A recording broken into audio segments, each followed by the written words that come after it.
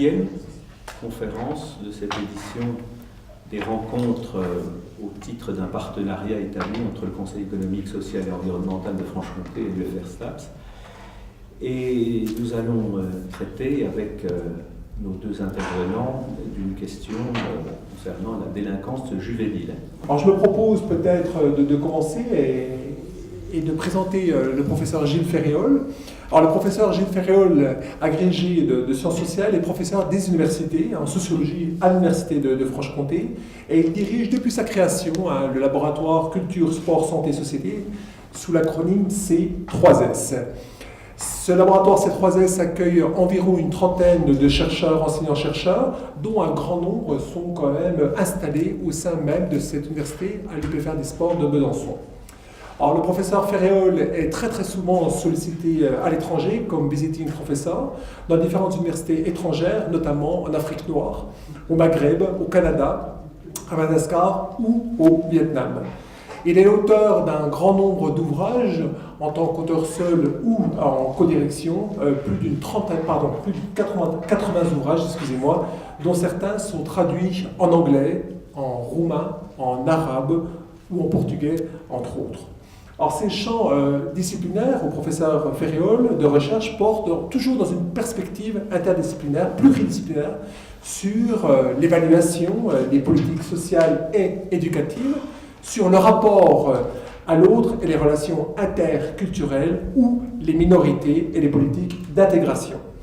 Alors, le professeur Ferréol a siégé dans différents jurys de concours et présidé le CAPES externe et l'agrégation interne de sciences économiques et sociales.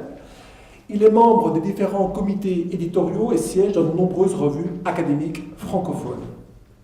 Il travaille plus particulièrement aujourd'hui dans le cadre du programme Tassili avec les universités du Maghreb composées d'Alger 2, de Tunis et de Béjaïa, sur la violence scolaire dans les établissements de primaire et du secondaire en collaboration avec les instances rectorales et plus particulièrement celle de Besançon. Mais sans plus attendre, je passe immédiatement la parole au professeur Ferréol.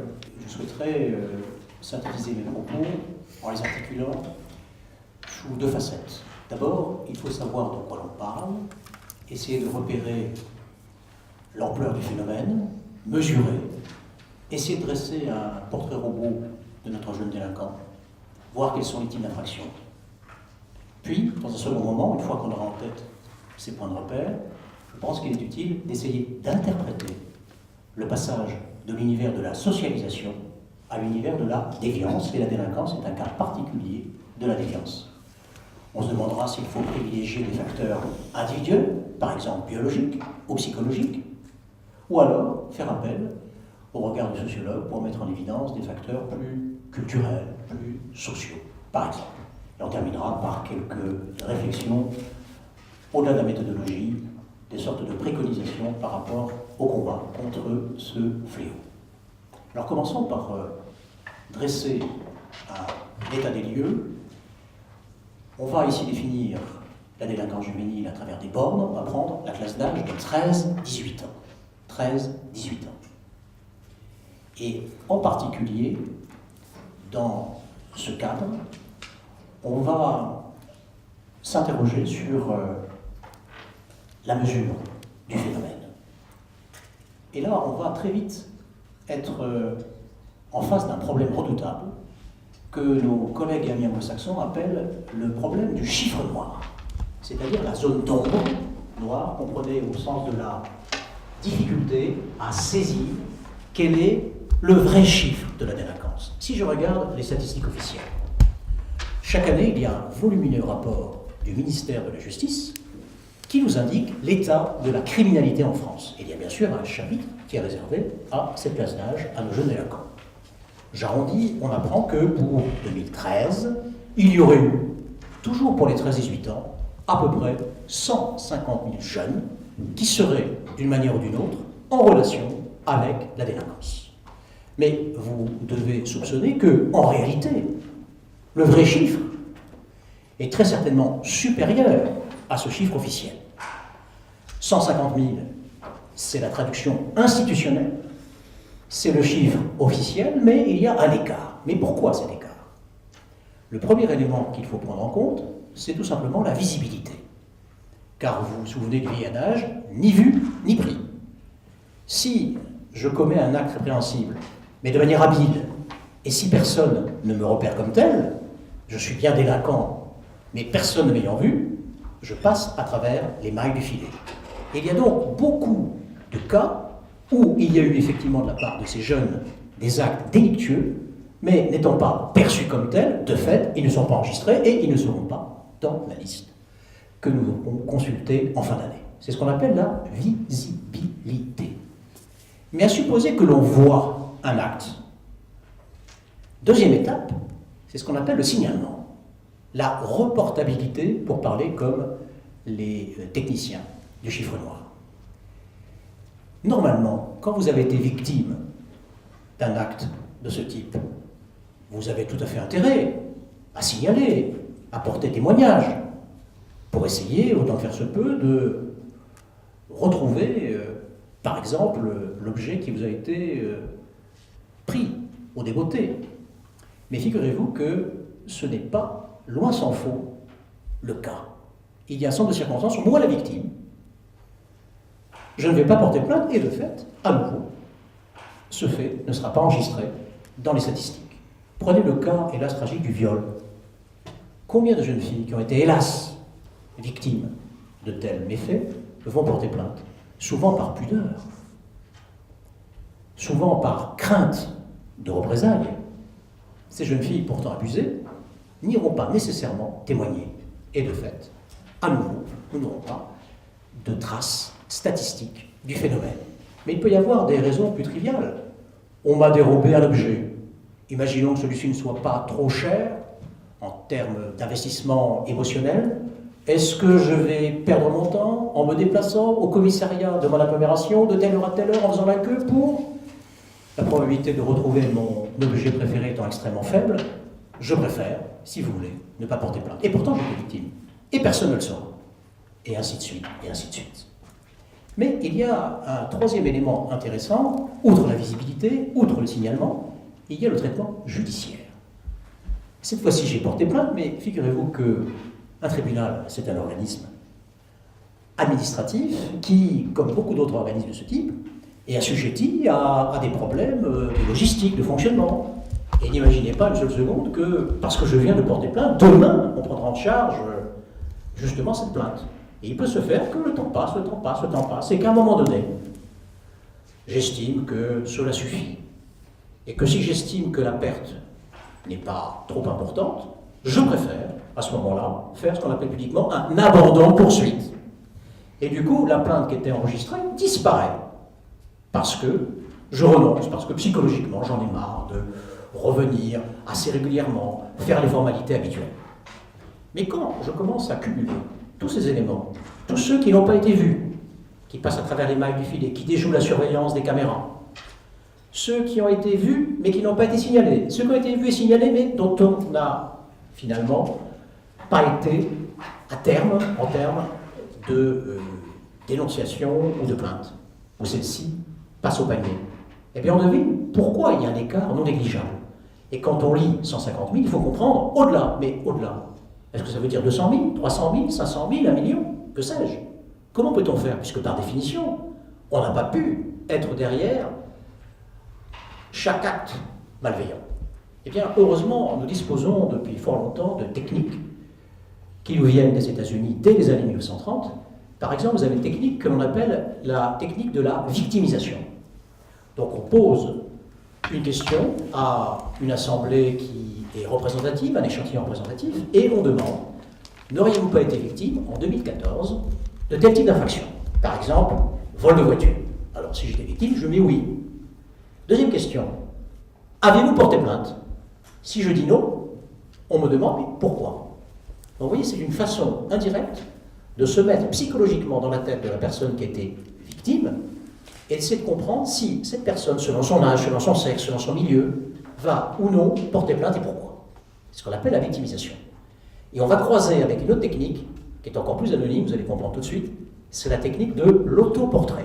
Cette fois-ci, on change de rôle et on vous demande d'abord pudiquement, avec beaucoup de précaution, ne vous serait-il pas arrivé en 2014, par inadvertance, d'avoir oublié de composter votre titre de transport, d'avoir oublié, c'est gentil, hein, de rendre dans les temps les livres à la bibliothèque municipale, puis après on passe aux choses sérieuses. Si oui, que s'est-il passé? Avez-vous été repéré? Si oui, que s'est-il passé? Le contrôleur m'a repéré. Est-ce qu'il n'y aura pas une possibilité à l'amiable? Ça peut se faire. Et on devine ici qu'il peut y avoir également des biais possibles, non négligeables, en la matière. Et grâce à l'autoportrait, on est capable d'estimer l'autre face cachée, vous voyez toujours la zone d'ombre, le dark number, le chiffre noir du crime. Mais vous allez vous poser la question, quelle fiabilité, moi sociologue, je puis avoir lorsque je vais relever vos copies, et je vous garantis le caractère parfaitement anonyme en la matière. Parce que parmi vous, il y a peut-être des plaisantins qui diront, moi, le casse dernièrement à la Banque Populaire, c'est moi. La jeune fille violée sur le campus, c'est moi. Et puis il y en a d'autres au contraire qui sera, moi, jamais. Alors quel crédit puis-je conférer à de tels éléments? Eh bien, le sociologue, il est confronté à ce problème-là très souvent dans ses enquêtes, en sciences politiques, vous le savez. On n'a même pas dépouillé les bulletins d'une élection, qu'à 20h, vous avez les sondages qui, généralement, sauf quelques exceptions plus ou moins récentes, vous indiquent assez précisément ce qu'il en est. Et pourtant, quand à la sortie des îles à 18h, je vais demander l'avis à madame, par exemple, qui me dit si ce qu'elle me dit est vrai? Peut-être a-t-elle un candidat en tête sulfureux et sachant la réprobation morale que moi, journaliste, je pourrais avoir, ou simplement intellectuelle, elle peut très bien donner le nom d'un candidat passe-partout. Mais quelle fiabilité? Eh bien, heureusement, nous avons une arme secrète, nous les sociologues et les statisticiens, c'est la loi normale, la loi de la place Gauss, la loi des grands nombres, et nous savons que même si parmi vous, il y a des faussaires, il y a des gens qui ne jouent pas le jeu, in fine, il y a des phénomènes de compensation et ce qu'on appelle des seuils de plausibilité qui nous permettent, avec un intervalle de confiance fort, à condition que l'échantillon soit bien sûr conforme aux normes, au canon habituel de la statistique, et on est capable d'estimer ce qu'il en est. Et en recoupant la victimisation avec l'autoportrait, on arrive à enfin pouvoir déterminer ce qu'il en est du vrai chiffre de la délinquance. Mais le problème est complexe parce que si je veux comparer d'une année sur l'autre, qu'est-ce qui peut se passer? Imaginez que je dise, en 2014, officiellement, il y a plus de délinquants qu'en 2013. Les statistiques officielles le prouvent. Qui me dit si, en réalité, il en est bien ainsi? Imaginons qu'en 2013, par rapport à 2014, il y a eu une fluctuation dans les services chargés de la répression. Il y a plus de policiers. On s'attend à quoi mécaniquement? Que les malfrats seront davantage repérés. Si je suis seul gardien du campus, c'est un jeu d'enfant pour les malfrats, en me repérant, d'aller à l'autre bout du campus et d'œuvrer tranquillement. Si maintenant, à la place, il y a des caméras de surveillance, je ne suis pas seul, je suis avec une dizaine de camarades, il est probable qu'on soit beaucoup plus productif. Mais sûr, parce que le malfrat, tout malfrat qu'il est, raisonne, et se dit, avant je jouais sur du velours, maintenant il y a des risques. Et donc, en minimisant les risques, en sélectionnant ses coups, il est possible qu'il arrive malgré tout à déjouer la surveillance. Donc je ne suis pas sûr du tout, parce qu'il y a plus de policiers, comme on le pense, intuitivement, que nous aurons davantage dans nos mailles d'individus de ce type. Ce n'est pas du tout évident. Et puis d'une année sur l'autre, si la législation change, ma vision du monde change. Par exemple, les phénomènes de dépénalisation de la drogue en Espagne. Je suis le même consommateur, je n'ai pas changé, je fais le même geste. Avant, interdit. On me prend dans la rue, délinquant, plus 1. La loi change, dépénalisé. Je fais le même geste, je répète, cette fois-ci on ne peut pas me prendre. Mais pourtant, moi je n'ai pas changé comme attitude. C'est la loi qui a été modifiée. Et donc il faut faire très attention quand on compare d'une année sur l'autre, parce qu'il y a effectivement des paramètres comme l'augmentation des forces chargées de la répression ou l'évolution de la législation qui peuvent perturber la donne.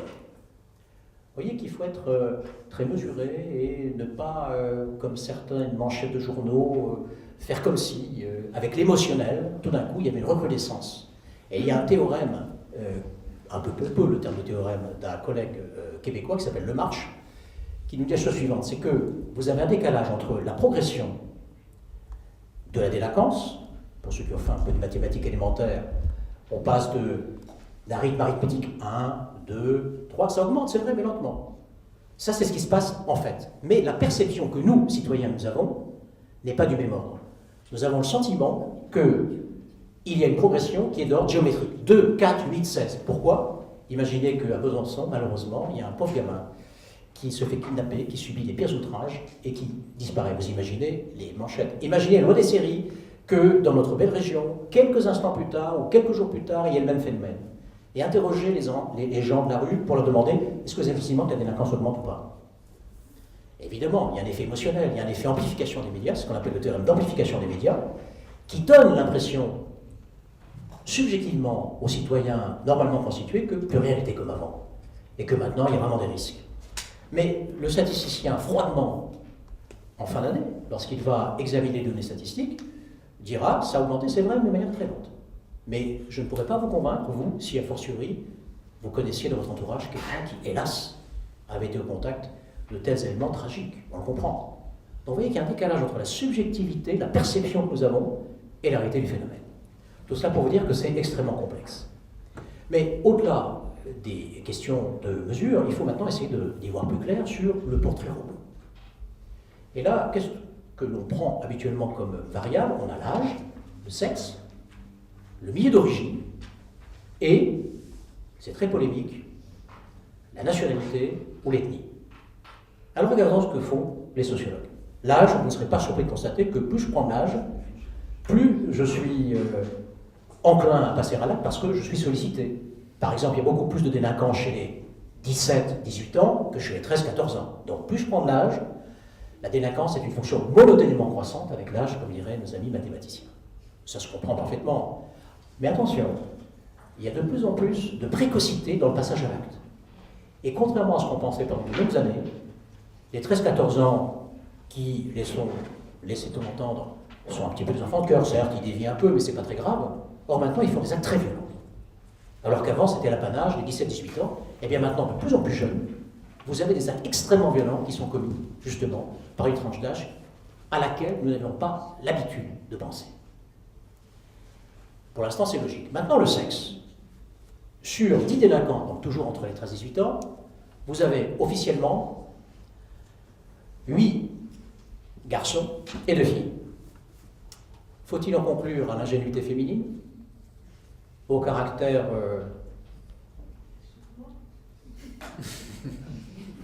je vous laisse la maternité du mot.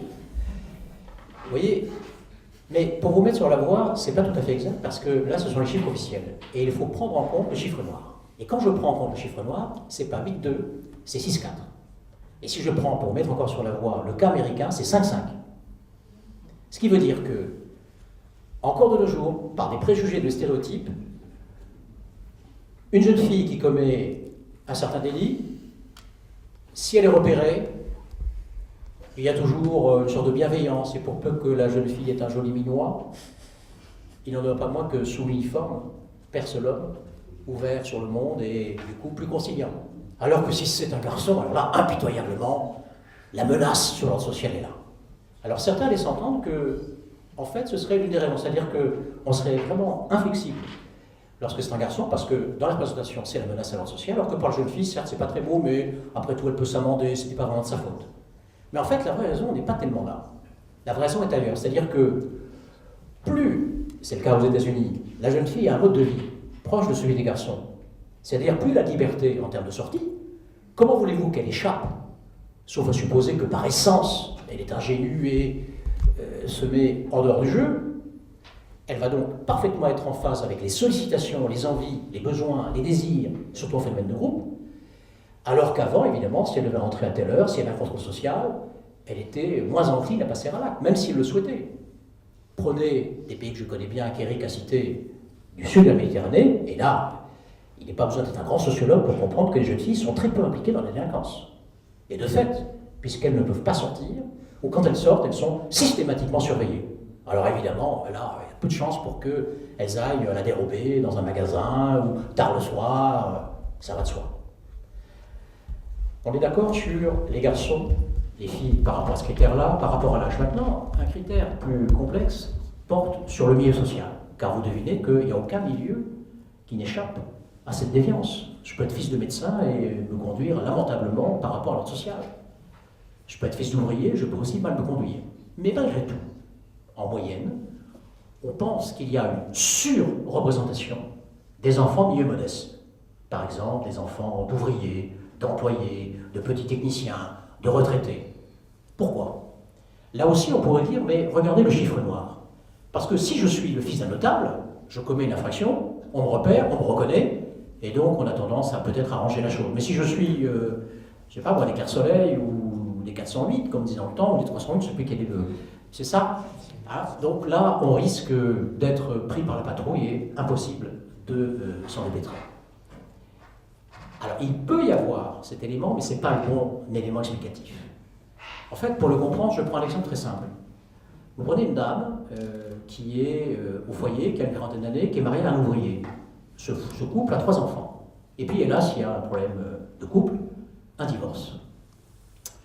Et le mari part, et la dame, qui a passé toute son énergie à élever ses enfants, si elle attend naïvement que dans la boîte aux lettres lui tombe la somme qui doit être versée et imposée par le tribunal, elle peut attendre longtemps pour qu'il y ait l'exactitude de la somme, par exemple 500 €, et le 25 du mois. Ça peut arriver, mais les statistiques montrent que c'est dans un cas sur 3. Et comme elle est prévoyante, elle est obligée de s'organiser. Mais comment voulez-vous que je travaille, moi qui ai 40 ans, qui n'ai pas d'expérience professionnelle, qui n'ai pas de grand diplôme, ben je suis obligé d'accepter ce qu'il en est. Et vous ne croyez pas qu'on va me donner un travail à 50 mètres de chez moi? J'accepte ce que je peux accepter. Et on me dit, ok, du travail pour vous, ben tiens, justement, il y a le fac de sport à Besançon. Eh bien, rendez-vous quand je suis le matin, ça m'arrive à 6h30 le matin, je vois des gens qui sont là, et qui font le parquet, et qui quittent les lieux à 9h, et qui reviennent le soir, 8h après la conférence. Je ne peux pas faire le fier à bras, hein, j'y vais. Et pendant ce temps-là, mes 3 petits-enfants là, que j'ai en charge, je n'ai pas la chance d'avoir les moyens pour payer une jeune fille au père. Je n'ai pas la chance d'avoir des parents ou des grands-parents qui sont là, dans la région où je suis. Et j'ai beau expliquer, tu sais, tu rentres de l'école, voici ta clé, je t'ai préparé ton petit goûter, tu regardes Princesse Sarah à la télévision, puis après, tu vas pouvoir faire des devoirs. Vous croyez que l'enfant va dire « Yes, ma'am ». Et malheureusement, pour peu qu'il y ait des compagnons de la fortune qui sont dans la même situation que lui, ce gamin peut évidemment quitter le foyer pendant que la mère trime en train de faire le parquet de la fac, et évidemment, il se retrouve dans les endroits type hall de HLM, et vous devinez que ce n'est pas pour des assemblées de philosophie des sciences, mais pour des programmations d'un tout autre ordre. Donc là encore, ça pose problème en la matière. Et on devine ici que si l'on cumule ces éléments, les milieux populaires sont davantage en difficulté, non pas parce qu'intrinsèquement ils auraient un manque d'attention par rapport, mais les conditions de vie font que, par leur non-présence dans des moments stratégiques, quand vous laissez trop de liberté à un gamin, eh bien celui-ci sait parfois la gérer, bien sûr, s'enrichir, aller à des conférences, à des associations, puis il y en a d'autres malheureusement qui n'ont pas cette infrastructure et qui ont comme seule consolation d'être avec des compagnons de la fortune dans des lieux peu recommandables pour épanouir cette personnalité d'adolescent. Donc vous voyez que là, les milieux populaires sont surreprésentés. Alors, dernier élément important, c'est à propos, bien sûr, de la nationalité. Alors, vous savez qu'en France, il y a un grand débat autour des statistiques ethniques. Vous savez qu'il y a des pays, comme le Canada, dont on ne pense pas qu'ils aient la réputation d'être particulièrement à même de faire des discriminations, et qui n'hésitent pas à proclamer les résultats dans lesquels il y a la variable ethnique. Et personne ne fait scandale en disant « Canada raciste ». En France, il est interdit, sauf quelques exceptions, de faire des statistiques ethniques. Le débat est ouvert. Évidemment, les arguments sont tout à fait plausibles. Parce qu'on peut laisser entendre que si on mettait sur le devant de la scène ces arguments, alors on pourrait stigmatiser une population sous prétexte que, par exemple, un enfant de telle communauté s'est mal comporté, on laisserait entendre que tous les enfants de cette même communauté sont ainsi, ce qui est tout à fait faux, injuste et qui peut créer évidemment des problèmes. D'un autre côté, on peut faire valoir que dire la vérité, ce n'est jamais honteux, ce n'est jamais infamant. Et après tout, si vous voulez montrer qu'il y a des discriminations, comment faire si vous n'avez pas de statistiques? Alors il faut prendre ça de manière équilibrée, pour ne pas jeter les discrédits, mais en prenant au sérieux justement les discriminations. Eh bien, on remarque qu'il y a une surreprésentation, alors faites attention aux formulations, des enfants qui ne sont pas, disons, de souche hexagonale. Alors Alors, je sais bien que le vocabulaire souche peut prêter à confusion, je n'en disconviens pas. Simplement, prenez-le au sens vraiment modeste, ce n'est pas un sens polémique, c'est simplement un élément. Alors, vous auriez beau jeu de dire, mais une nouvelle fois, ça s'explique par la chasse aux faciès. Si c'est le fils du maire, on aura tendance à être compréhensif. Si c'est maintenant un jeune de la 3e génération, on sera plus inflexible. Que faut-il en penser? Eh bien, nous avons, nous, été sur le terrain dans le métro parisien avec 2 collègues pendant plus d'une semaine et nous avons repéré des brigades qui observaient justement les jeunes délinquants. Nous n'avons pas noté de chasse aux faciès qui laissait entendre que, parce que là ce serait faire vraiment injure à la police française, que de laisser entendre que on prend des gens qui aspirent à de bas instincts dans la fonction. Qu'il y ait, comme dans tout métier, quelques reliquats, personne ne le dira. Bien évidemment, c'est triste, et c'est même indigne. Mais ce n'est pas une raison pour jeter l'opprobre sur cette honorable corporation. Mais attention, une variable en cache une autre. En réalité, ce n'est pas le fait d'être d'une ethnie, un vocabulaire plus neutre, différente. La vraie variable, c'est la variable économique. Ces familles d'immigrés, c'est des familles nombreuses. C'est des familles dans lesquelles, hélas, il y a une plus grande fragilisation par rapport à l'emploi. Il y a des risques de vulnérabilité vis-à-vis du chômage. Quand je compare des autochtones, des Français de souche de 3 générations, si vous voulez, peu importe, et que je paramètre au même niveau économique, eh bien là, on a le même taux de délinquance. Donc ce n'est pas le fait que je sois français ou pas français. C'est retour à la variable précédente, la variable économique, qui explique cela. Mais bien entendu, les esprits malveillants vont avoir tendance à négliger cette variable hidden, cachée, et à la place, faire surgir, hélas, des sentiments qui peuvent parfois être nauséabonds. Donc là, vous avez un portrait de garçons, essentiellement, entre 17 et 18 ans, plutôt milieu populaire. Maintenant, que font-ils exactement? Quelles sont leurs infractions? Quand vous prenez la nomenclature des infractions, vous avez 4 grandes rubriques. Vous avez les atteintes aux biens, les atteintes aux personnes, les atteintes aux mœurs, et enfin, comme toujours, la rubrique passe-partout, la rubrique autre. Eh bien, l'ordre qui vient de vous être donné n'est pas neutre, puisque c'est l'ordre exact, hiérarchique. 80% des délits de nos jeunes, ce sont des atteintes aux biens. 10% atteintes aux personnes. 5% aux mœurs, et le reste, bien sûr, 5% pour autres. Atteinte aux biens, essentiellement, dans la nomenclature, c'est une formulation savoureuse, c'est l'emprunt de véhicules à moteur. Et c'est également le vol dans les grandes surfaces. En général, ce sont des vols stéréotypés, vous savez, ils ne vont pas voler des encyclopédies de sociologie. Hein. C'est plutôt bien sûr des produits liés à ce marché des jeunes consommateurs, des friandises, des vêtements, du matériel high-tech, par exemple. On vient en bande et on fait une petite razzia par instant, mais atteinte au bien. Alors, chose étonnante, depuis quelques années, il y a de plus en plus d'actes violents vis-à-vis de ces biens. Et là, je vous demande vraiment de penser aux bancs publics qui sont vraiment victimes de ces actes, également les réverbères. Et vous avez des actes de sabotage gratuits, sans aucun intérêt. Et puis vous avez tous nos artistes, peintres, graffeurs et autres qui illustrent, plutôt dans leur chambre ou chez la devanture de leurs parents, qui nous gratifient de leurs œuvres, sans commandement, bien sûr, si nous sommes d'accord, et qui font partie aussi des atteintes aux biens. C'est une atteinte aux biens, même si vous avez d'autres idées concernant l'art, c'est une atteinte aux biens. Les atteintes, cette fois-ci, à la personne, il y a 2 cas de figure. Le cas le plus classique, c'est des bandes rivales qui, le samedi, se disent, tiens, il n'y a rien de bien à la télévision, il n'y a pas de match au Stade Bonal, hélas, en première division. Donc, que nous reste-t-il? Eh bien, on va mesurer qui est le plus fort entre nous, donc des rixes entre bandes. Et puis, il y a un cas très étonnant, ce sont ce qu'on appelle les viols en réunion, qui interviennent, c'est-à-dire qu'on va plutôt s'attaquer ici à des personnes adultes dont on sait probablement qu'elles ne vont pas porter plainte. Par exemple, on va s'attaquer dans telle rue, à telle heure, à telle personne. Et on sait que ce quartier est fréquenté par une certaine clientèle, par exemple des homosexuels. Donc, imaginez la scène dans les petites villes, vu la pression sociale, Est-ce que l'on peut parier que celui qui a été victime, parce qu'il est homosexuel, va aller au commissariat et on va lui dire ça s'est passé où, à quelle heure et dans quel quartier? Et on sait très bien que dans tel lieu, à tel moment, à tel quartier, sauf si le hasard s'en mêle, vous faites votre coming out devant le commissaire, ce qui est forcément très important. Donc ces jeunes savent et sélectionnent le public, et il y a des affaires sordides où malheureusement on n'a pas hésité à arroser d'essence et à brûler une personne, et là évidemment on est obligé de témoigner compte tenu des méfaits très graves qui sont intervenus. Donc vous avez cet aspect qui doit être pris en compte en la matière. Et on peut ainsi aller beaucoup plus loin. Dans le troisième groupe, les atteintes, cette fois-ci, aux mœurs, eh bien, c'est tout ce qui concerne la paraprostitution.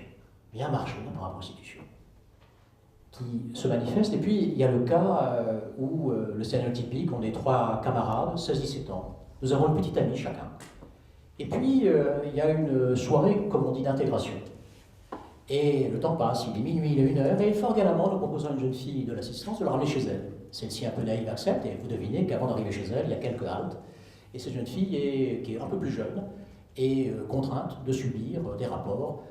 Et les 3 garçons en question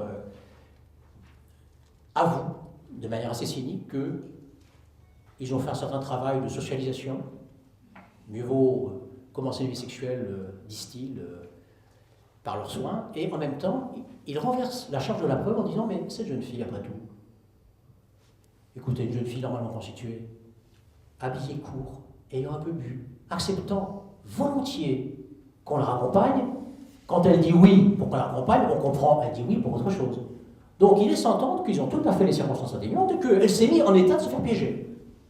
C'est assez étonnant. Et en même temps, vous avez ces mêmes garçons, on a les minutes devant les tribunaux, qui la main sur le cœur dit « nous, on a une petite copine qu'on respecte ». Mais pas question de respecter ces jeunes filles qui, à l'heure du matin, acceptent de venir avec nous. Elles sont légères. Vous voyez, c'est assez aberrant. Mais nous avons ce genre de témoignages qui interviennent. Et puis, dans la rubrique autre, on a bien sûr tout ce qui concerne, par exemple, les cas non cités, ça peut être le port d'armes prohibé, ça peut être insultes, et ainsi de suite, ainsi de suite. Le classement qui est donné ici, il est tout à fait représentatif de ce qui se passe dans la plupart des pays, et même à travers le temps. Bien entendu, si j'avais les statistiques en 1900, il n'y aurait pas grand vol de véhicules à moteur. Il n'y aurait pas eu de grands vols dans des hyper-surfaces. Mais à l'époque, ce qu'on appelait le maraudage, c'était une forme de vol évidemment folklorique, amical, mais c'est un emprunt, plus qu'un emprunt ici. C'est un vol caractéristique. Donc, chaque époque, autrement dit, sécrète sa propre forme de délinquance. Chaque époque va structurer sa délinquance selon des caractéristiques liées au contrôle social. Donc voilà, vous avez un tableau d'ensemble. Maintenant, il faut aller plus loin et essayer de comprendre comment, dans une classe d'âge, certains vont être parfaitement normalisés grâce à leur socialisation et malgré les tentations, continuer leur bon chemin. Et puis, pourquoi une certaine frange, difficile à estimer, vu le chiffre noir, va quitter le droit chemin et ponctuellement ou fréquemment épouser les franges de la délinquance. Et là, le débat, il est très simple. Faut-il privilégier des facteurs personnels? Par exemple, j'ai des prédispositions biologiques, pourquoi pas, ou médicales, ou psychologiques. Ou alors, au contraire, est-ce que je dois mettre l'importance de l'explication du côté des facteurs sociaux? Alors, si je prends des facteurs personnels, est-ce qu'il n'y aurait pas des maladies qui rendraient compte presque mécaniquement du passage à l'acte? Oui, il y en a. Par exemple, les vols stéréotypés à répétition. Je vais dans un magasin, je vole la montre. Évidemment, je suis réprimandé, je quitte le magasin. Je reviens dans le même magasin, au même rayon. Attention, non pas pour narguer, mais une face a été occultée et je ne suis plus du tout conscient que je refais la même chose 2 fois, 3 fois, 4 fois. Eh bien, si je souffre de certaines séquelles d'encéphalite, il est possible que certaines zones soient touchées et que du coup, ma mémorisation ayant disparu, je reproduis mécaniquement. C'est un cas exceptionnel. Mais là, vous voyez bien qu'il y a une relation de cause à effet, de la même façon que certaines maladies du côté de troubles endocriniens peuvent expliquer le passage à l'acte vis-à-vis des actes par rapport aux atteintes aux mœurs. Mais c'est tout à fait exceptionnel. Et pourtant, il y a des criminologues italiens, autour, par exemple, de Lombroso, qui au XIXe siècle ont laissé entendre qu'il y aurait une théorie du criminel né. D'ailleurs, en faisant des mesures anthropométriques, je regarde quand même par prudence dans l'honneur de l'assistance, s'il n'y a pas justement ces traits, donc je trace brièvement le portrait, donc un regard livide, sans éliminer quelques-uns, la main moite, les yeux exorbités, donc je peux continuer tranquillement. Donc on était vraiment persuadé qu'il y avait ça. Et puis un peu plus tard, on a mis en évidence la théorie de la malformation chromosomique.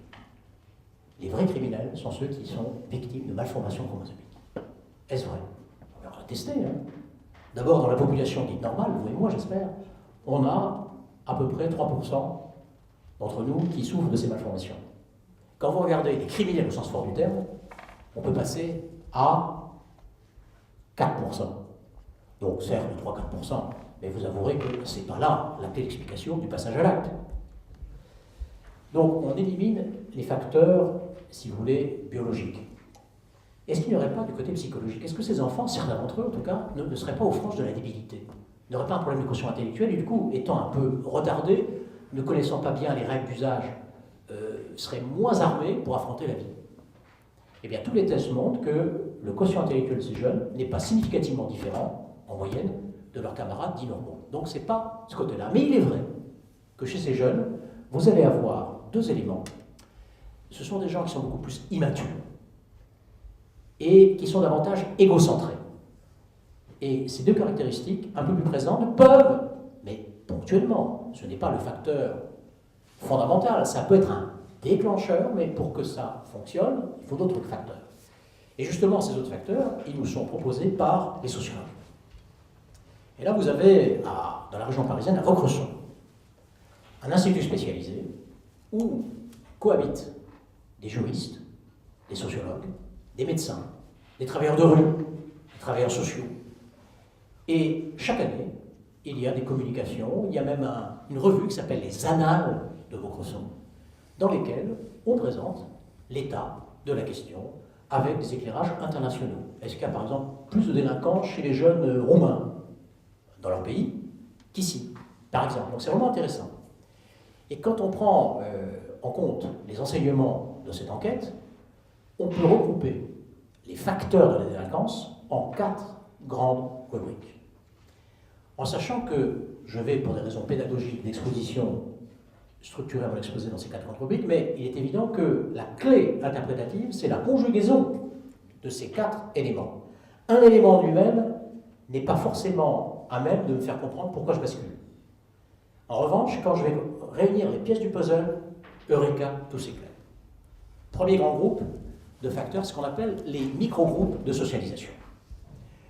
J'énonce les 4 rubriques et je reviendrai, mais brièvement, synthétiquement, parce que je voudrais que Médéric puisse, bien sûr, s'exprimer. Le premier grand groupe, les micro-groupes. Deuxième grand groupe de facteurs, c'est les facteurs culturels. Le troisième grand groupe, c'est ce qu'on peut appeler les facteurs globaux, les facteurs, pour pas trop jargonner, les facteurs macro-sociétaux. Et enfin, il nous reste les facteurs aggravants. Les facteurs aggravants. Alors commençons par le premier groupe, les facteurs micro, c'est-à-dire la famille, l'école et le groupe de camarades. Est-ce que, à ces 3 niveaux, on n'aurait pas déjà une clé de l'énigme? Regardons les chiffres. Dans nos jeunes délinquants, 70% d'entre eux, depuis leur naissance, en moyenne, ont vécu dans 3 familles. La famille initiale, et puis veuvage, ou divorcialité. Ma maman refait ça avec un monsieur, et puis quelques mois après, ou quelques années après, lui-même quitte les lieux, et moi, le gamin, à 14 ans, j'ai connu 3 milieux de vie. Alors, bien entendu, en tant que tel, ça n'a pas de signification. On peut heureusement trouver ô combien de jeunes qui enchevissent ce parcours du fait des vicissitudes conjugales de leurs parents et qui sont bien dans leur peau, qui ne sont pas délinquants, on est d'accord là-dessus.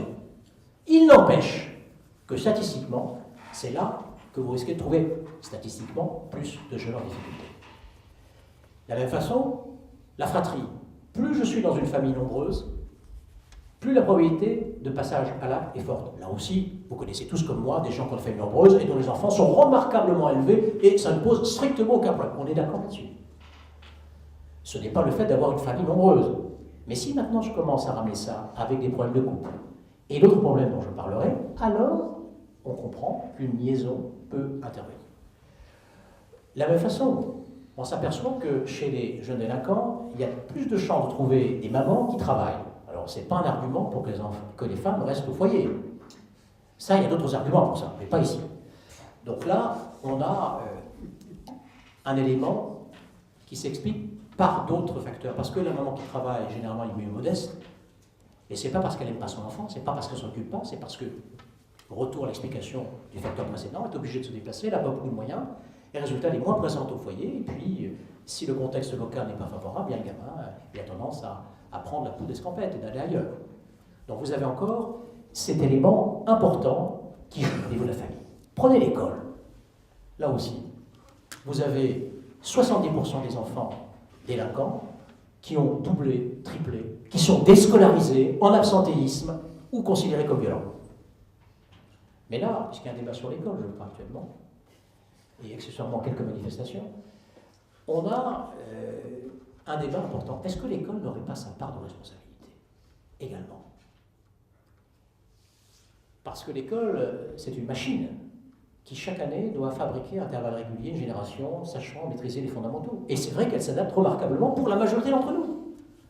Mais si je ne suis pas dans la norme, moi, non pas parce que je suis un déviant potentiel, parce que je suis plus vagabond, je suis un peu moins mature, je suis un peu plus joueur, bah, je ne serai pas forcément, je vais être un laissé pour compte assez rapidement.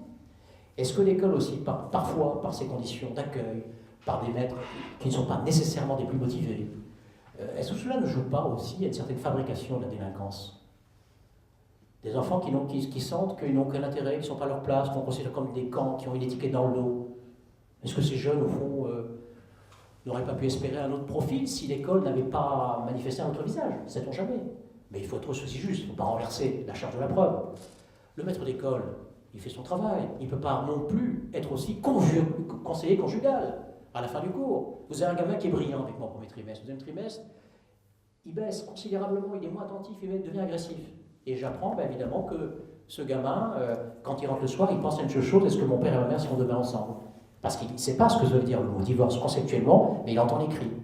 Et il sait très bien que ça va un jour ou l'autre venir. Et au lieu de se concentrer, d'être actif comme il le faisait dans le temps à l'école, eh bien, c'est plus le même garçon.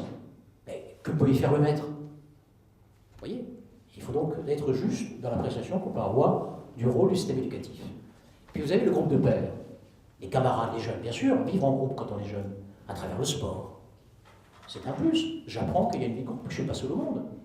Mais il y a vie de groupe et vie de groupe. Si j'ai un bon encadreur, si j'ai une infrastructure, un terrain, je serai à même de développer ma personnalité.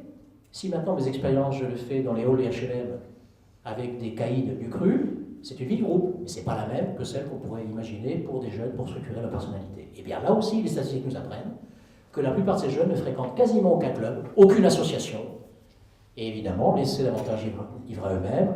Ce qui les intéresse, c'est d'aller faire un tour, par exemple, dans des rêves parties. Évidemment, je ne fais pas du jeunisme, de l'anti-jeunisme primaire, mais sauf à être naïf, on sait très bien que dans ces rêves parties, il y a des techno-espaces, qui sont des techno-espaces de drogue, et évidemment, il y a des dealers, et évidemment, il y a des consommateurs, et évidemment, ça ne veut pas dire que ces jeunes ne doivent pas avoir leur propre précaré, mais il y a aussi les règles du jeu en la matière.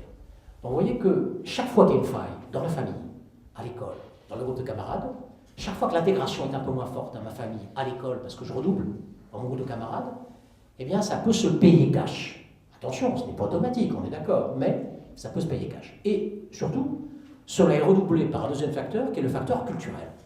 Et là, il faut distinguer, comme disent nos collègues sociologues, deux éléments. Il y a la contre-culture et la sous-culture. La contre-culture, prenez un cas, et là je vais prendre beaucoup de précautions pour pas qu'il y ait de mal donne. Nous sommes à Paris, nous sommes dans le métro, et vous avez, par exemple, les gens du voyage dans l'illégalité.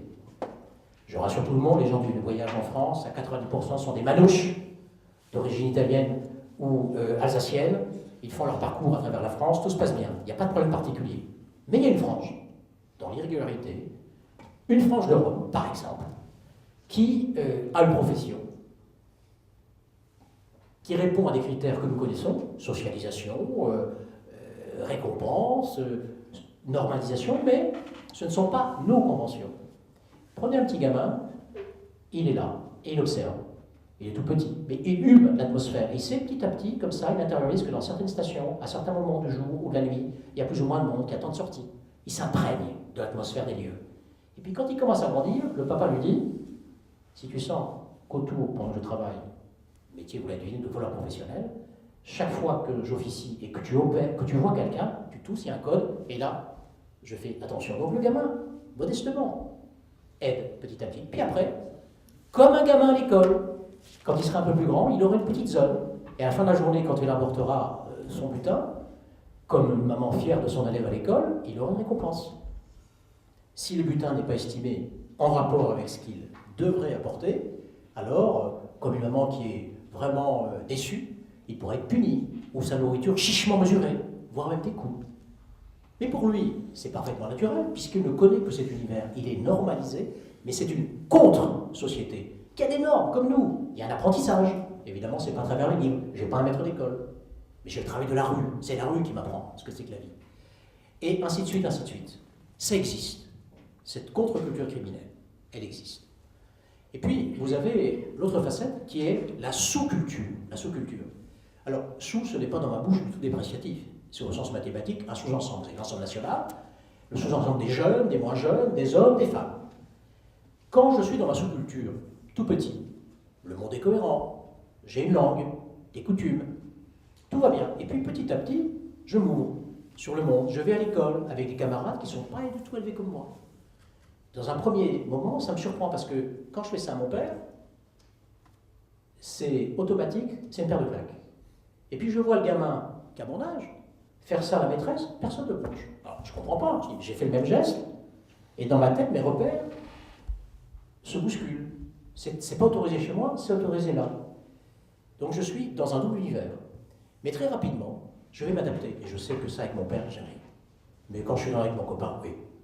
Et donc je vais avoir la chance d'avoir deux cultures, deux langues, deux types d'adaptation. Comme il y avait un slogan populaire à l'époque, France Plus, ça veut dire que pour moi, ce n'est pas des avantages. Avoir deux mémoires, deux cultures, deux langues, même si au départ le tâtonnement est difficile, je maîtrise les codes, tant bien que mal, même si je fais quelques erreurs. Donc ça marche. Sauf que, il y a une frange, disons pour faire image, 5-10% maximum de ces jeunes, qui, malgré leur volonté, n'arrivent pas à être en phase avec les normes du groupe d'accueil. Et c'est dans ce cadre-là qu'il y a des problèmes qui se manifestent. Et c'est la question très délicate, très idéologique, très controversée, enfin, une question n'est jamais idéologique, c'est la réponse.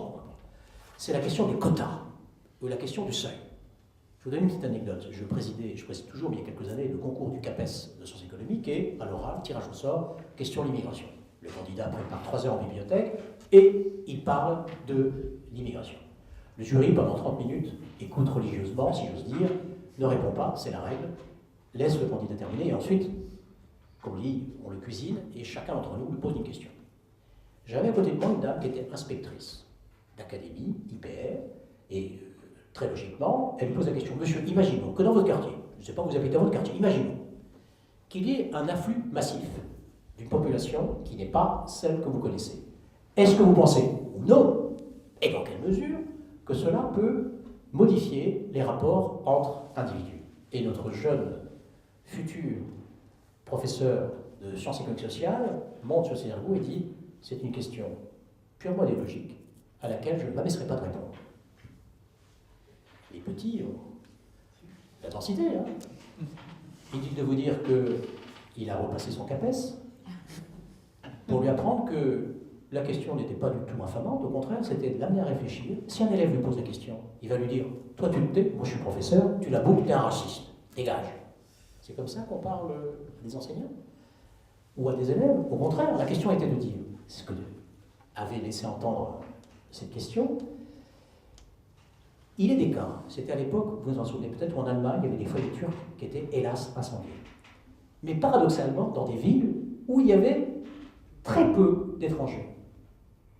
Et dans des villes où il y avait beaucoup d'étrangers, c'était quasiment le calme plat. C'était justement pour faire la démonstration qu'il n'y a pas de seuil scientifique en deçà duquel tout va bien et au-delà duquel les problèmes sont là. Au contraire, ça faisait réfléchir. Donc il n'y a pas de questions malveillantes, il y a des questions, après c'est la réponse. Si je le dis, bien sûr, il y a un seuil scientifique, évidemment, vous pouvez m'épargner aisément et je sortirai tout penaud Et là, vous me mettriez aux gémonies sans problème, et j'accepterai bien volontiers, enfin si je suis conscient de mes lacunes en la matière. Donc il faut faire très attention à cette histoire de seuil et de quota. Et puis, je passe maintenant au troisième facteur, qui est les groupes macro. Là, ça va être très simple. Plus la société est permissive, moins le contrôle social est fort. Plus la liberté est là, plus les jeunes en profitent. Même si, je répète, la plupart d'entre eux savent la gérer, savent comment utiliser habilement les plages horaires disponibles. Mais le contexte général, où on assouplit les règles, de fait, vous allez mécaniquement prendre dans les filets des individus qui vont se dire, il y a un espace qui m'est donné. Et il y a une question qui est très controversée dans ces facteurs macro, c'est le rôle des médias. Est-ce que, par exemple, la télévision ou les jeux vidéo ne pourraient pas rendre compte du fait que certains jeunes, qui sont très assidus, pourraient succomber à ce type de déviance? Eh bien, un simple chiffre va vous indiquer quelle pourrait être la réponse. Un jeune de 14 ans, en France, a déjà vu 14 000 scènes de violence, où l'hémoglobine coule à flot. Série B. Comment concocter un délicieux cocktail nommé Molotov, à partir de trophariens. Comment mettre un petit stick derrière un pare-choc, une petite bombe artisanale, et tout le monde après, comme ça se passe, pas seulement à N'Djamena où j'étais il y a peu, pour vous montrer comment ça fonctionne. Alors, évidemment, c'est ce qu'on appelle la thèse de l'incitation. À force de montrer des esprits un peu fragiles, laissez-nous entendre, comment voulez-vous qu'ils ne puissent pas eux-mêmes, un jour ou l'autre, s'identifier à ce qu'ils voient, à répétition, 14 000 scènes à 14 ans? La thèse de l'incitation.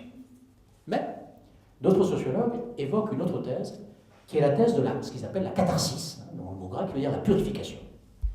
Autrement dit, ils nous disent, ce qui compte, ce n'est pas tellement les images de violence ou de jeunes filles un peu ingénues et découvertes à travers le sexe, mais c'est autre chose. Parce que là, ça permet, pour reprendre le vocabulaire de l'ancien temps, de libérer les bas instincts. Mieux vaut montrer à un jeune un film porno que d'expérimenter sa propre sexualité dans un terrain vague à 18h la nuit, en hiver, sans demander l'avis de la jeune fille. Après tout, finalement, s'il y a ce genre de film, bon, ça libère ses instincts, il a vu ce que c'était, et il a moins de tentation de passer à l'acte, si j'ose dire. Alors, comment arbitrer entre la thèse de l'incitation et cette thèse de la purification? Eh bien, un rapport du Conseil de l'Europe qui le montre fort bien, à savoir qu'il est vrai que les jeunes délinquants consomment davantage de série B, passent beaucoup plus de temps devant ces médias-là, et bien sûr, ce n'est pas Cathy la petite fermière ou Coco des Minicums qui le regardent assidûment, mais à la place, c'est bien sûr des feuilletons où l'hémoglobine coule à flot.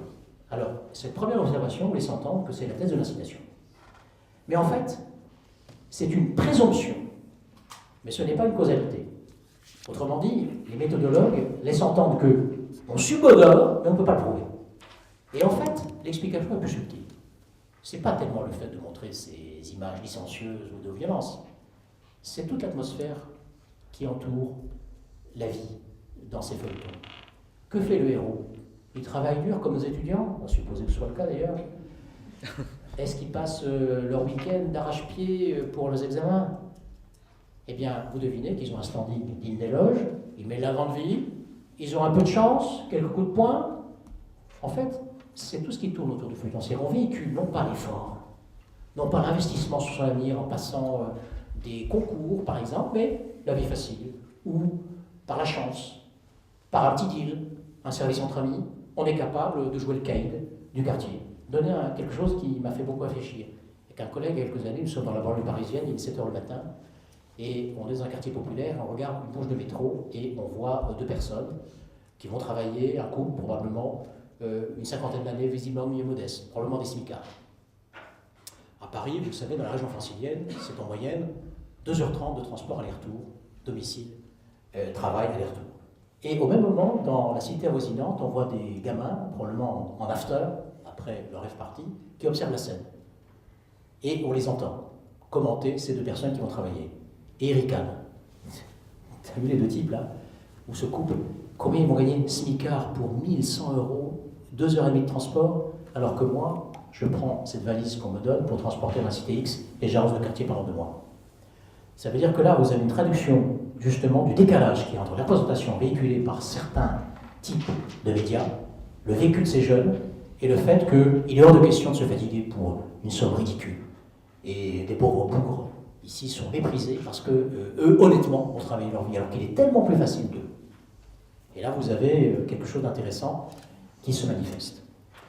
Mais il y a un autre élément, me semble-t-il, fort, c'est la liaison avec le paramètre économique. Est-ce que, par exemple, quand le contexte économique est tendu, et Dieu sait si actuellement avec la vulnérabilité au chômage, avec la précarité, que dit-on aux jeunes? Arme-toi, pas simplement ton diplôme, mais en même temps expérience professionnelle, de terrain, stage, langue, maîtrise des outils. Et la plupart des jeunes sont sensibles à ce message-là. Ils sont conscients que c'est plus comme dans le vieux temps où le bac protège. Maintenant, c'est pas plus ceci, plus le terrain, plus les stages, plus les relations. Et que font-ils? Eh bien, ils essaient d'avoir plus d'une corde à leur arc et ils progressent. Mais malheureusement, quelle que soit la bonne volonté, il y a un moment donné où la sélection passe. Et certains de bonne composition vont rester sur la touche. Et pourtant, ils n'ont rien à se reprocher. Pire encore, ils passent l'obstacle. On avait dit, si tu as bac plus 5 avec ton master 2, évidemment, tu auras une meilleure situation, un meilleur statut, une meilleure rémunération que ton camarade qui s'est resté au niveau bac. Et c'est vrai en moyenne, bien sûr. Mais c'est vrai pour moi en particulier. Je fais l'expérience, j'ai mon bac plus 5, et maintenant je passe le concours d'agrégation. Puis je ne l'ai pas. Et pourtant, j'ai eu des sacrifices, mon milieu il est populaire. Et ma mère, chaque année, je sais que quand elle me donne une année de plus pour aller à la fac, c'est pas de vacances pour eux, ils le font pour moi. Et je ne suis pas du tout délinquant. Hein. Et puis, 1 année, 2 années, il y a un décalage qui va intervenir ici. Et vous avez à un moment des gens qui estiment qu'ils sont victimes d'un contrat de dupe. Ils ont investi, ils ont joué le jeu, et la porte ne s'ouvre pas. Ou quand elle s'ouvre, c'est pas pour avoir mon statut bac plus 5, c'est pour passer, et je respecte parfaitement cette profession, à un niveau rédacteur de mairie. Bon, c'est tout à fait honorable, mais moi j'ai estimé que j'ai bac plus 5, je peux faire un qui est réservé à un niveau relativement faible. Et donc ce décalage peut créer un sentiment de frustration, de ressentiment, qui peut, je suis prudent, conduire à un passage à l'acte. Mais changeons de registre. Prenons un contexte économique très favorable. Et je vais vous donner un bel exemple. Nous sommes à Grenoble 2 ans avant les Jeux Olympiques d'hiver de 1968, où la France, à l'époque, brillait de mille feux par des médailles, et même M. Killy et Mme Watchel nous ont fait rêver, nous les petits de l'époque, pour justement ces médailles. Mais seulement en 1966, le général de Gaulle, branle-bas de combat, veut donner l'image de la France digne de ce nom parce que il n'est pas sûr que dans les temps, les infrastructures, les patinoires, l'infrastructure soient disponibles. Et comme nous sommes en temps glorieuse, le marché local est déjà saturé, les entrepreneurs locaux ont de quoi faire, la main-d'œuvre est déjà occupée d'autres tâches. Donc on décide de faire appel à une main-d'œuvre qui n'est pas du tout du Dauphiné, pas du tout grenobloise, des gens de toute autre région qui viennent. Ce sont des gens très sérieux. Dans les temps, en 68, les Jeux commencent, tout est prêt. Mais entre 66 et 68, en regardant dans l'agglomération de Grenoble les statistiques de délinquance, on s'aperçoit qu'il y a une progression du taux de délinquance, mais attention, pas comme on l'a dit tout à l'heure de manière arithmétique, lentement, mais de manière extrêmement forte. Curieux. Et à partir de fin 68 jusqu'en 70, il y a une baisse, de telle sorte que fin 70, comme disent les statisticiens, corriger les variations saisonnières, on a quasiment le même niveau. Que comprendre? Eh bien là, on fait entrer un paramètre qui est le paramètre de la mobilité géographique. Quand j'ai la chance d'être jeune, ambitieux, et qu'on me dit, même si j'ai mon Master 2 à Besançon, il y a un job pour toi qui t'intéresse dans tes corps, bien payé, à Lille, je connais personne à Lille, ben, j'y vais tout de suite, sauf à être vraiment indécrottable avec ma concoyote et les produits locaux, mais je peux les amener à en acheter aussi à Lille d'ailleurs. Donc, vous voyez ce qui peut se passer. Ça se passe bien. Mais il y en a, malheureusement, qui ne peuvent pas instantanément avoir ce seuil d'adaptabilité. Et voilà des gens qu'on va amener dans le Grenoblois qui ne connaissent pas la région, qui n'aiment pas le ski, ça leur dit rien, ils n'ont pas de famille, ce n'est pas des montagnards. Alors ils y vont. Mais au lieu de faire comme vous et moi, j'imagine, assez rapidement, connaissance avec des voisins, créer un lien, Ce qui, pour moi ou pour vous, monsieur, est presque instantané ou très rapide, ça prend du temps. Et statistiquement, on revient ici à l'observation d'Émile Durkheim, l'un des fondateurs de la sociologie, chaque fois que mon intégration n'est pas forte, alors il y a des failles dans lesquelles peuvent s'introduire, par ce déficit d'intégration, les germes qui vont conduire à la délinquance. Et voilà pourquoi, justement, certains ont mis plus de temps que nous, et ça s'est payé par des délinquances. Mais, heureusement, il y a une happy end ici, à savoir que, comme c'est une bonne main-d'œuvre, que les jeux peuvent avoir lieu, que le patronat local est satisfait, qu'on a la chance d'avoir des carnets de commandes, eh bien, on les fixe dans l'emploi et on leur donne un CDI. Et là, ils s'enracinent davantage, avec plus de difficultés que pour nous, ils constituent leur noyau, l'intégration progresse, et presque mécaniquement, vous avez une chute de la délinquance. Voilà un bel exemple, trop beau pour être vrai, mais attesté dans les statistiques, qui vont dans ce sens, et qui montrent que, une nouvelle fois, le paramètre économique est important, mais il faut le relier à d'autres. Et puis, je terminerai aussi, bien sûr, dans les facteurs aggravants, parce que dans les facteurs aggravants, vous avez des cas, si je sais que le papa ou la maman du jeune est alcoolique, toxicomane, il est clair que ce n'est pas fait pour arranger les choses. Imaginez la scène, j'ai 14 ans, l'école se termine à 16 h, j'invite mon camarade à déjeuner chez moi, enfin à prendre un petit goûter, la porte s'ouvre et mon père ivre-mort ouvre. Vous imaginez, pour consolider mon ego, mon moi, ce que ça m'a donné, et bien sûr, l'image qu'on va avoir de moi au lycée demain par mon camarade interposé.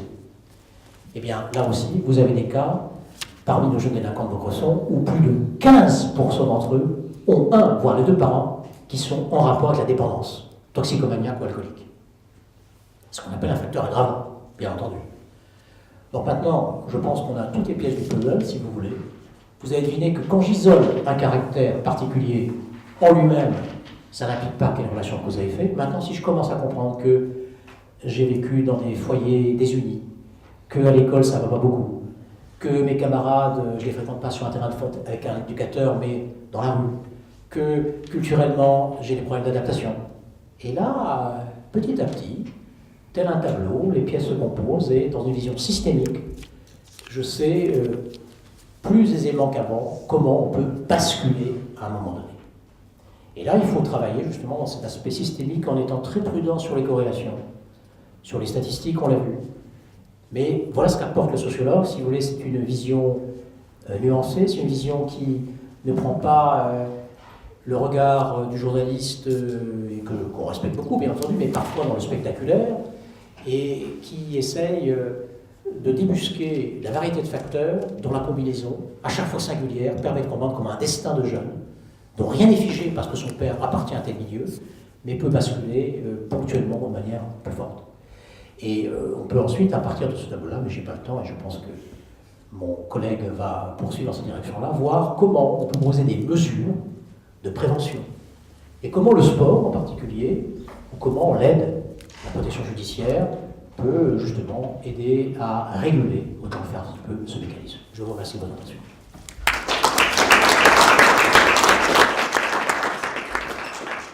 Merci beaucoup, M. Ferréol. Donc, je me propose de vous présenter maintenant le deuxième intervenant, Médéric Chapiteau.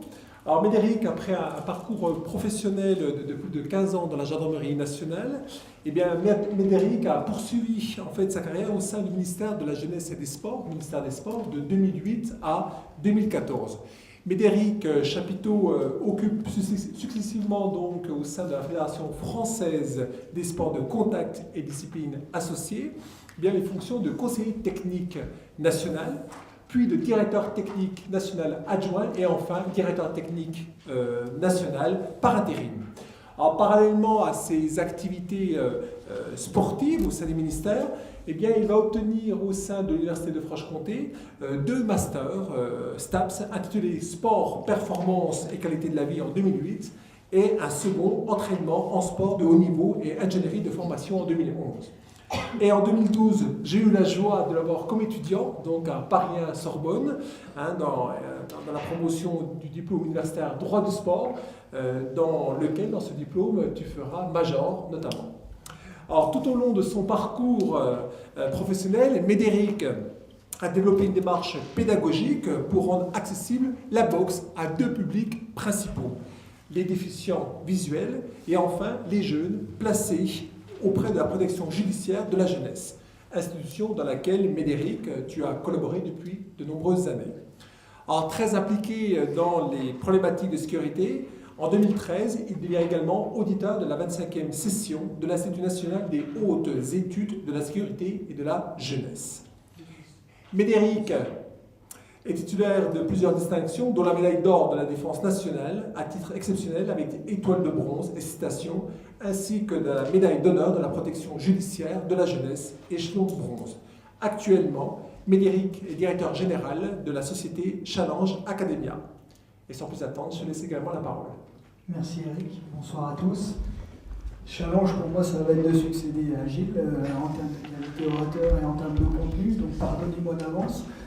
Je vais essayer de vous faire vivre un voyage au sein de la protection judiciaire de la jeunesse, mais par un regard extérieur et par un regard d'un praticien du sport, de quelqu'un qui essaye de faire avancer les choses de manière éducative, plus particulièrement. Donc l'idée, elle était simple. Le ministère de la Justice m'avait contacté au début des années 2006-2007 pour savoir si je pouvais intervenir, puisque j'étais boxeur et ancien gendarme, auprès des détenus.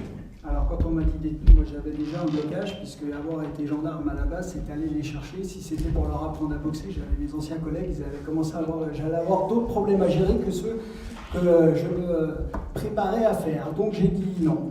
Non, parce que je ne pouvais pas, et je pense qu'un éducateur sportif, à un moment, il doit savoir dire non, quand il n'est pas en capacité de transmettre un bon message. Donc là, je n'étais pas en capacité de transmettre un bon message, donc on m'a proposé d'intervenir au sein de la PJJ, que je ne connaissais absolument pas. Et donc là, j'ai tout de suite relevé ce défi, puisque c'était là, pour moi, il y avait un intérêt, on pouvait travailler avec des jeunes. Donc là, pour moi, il y avait vraiment un principe éducatif à transmettre, et encore plus avec la boxe.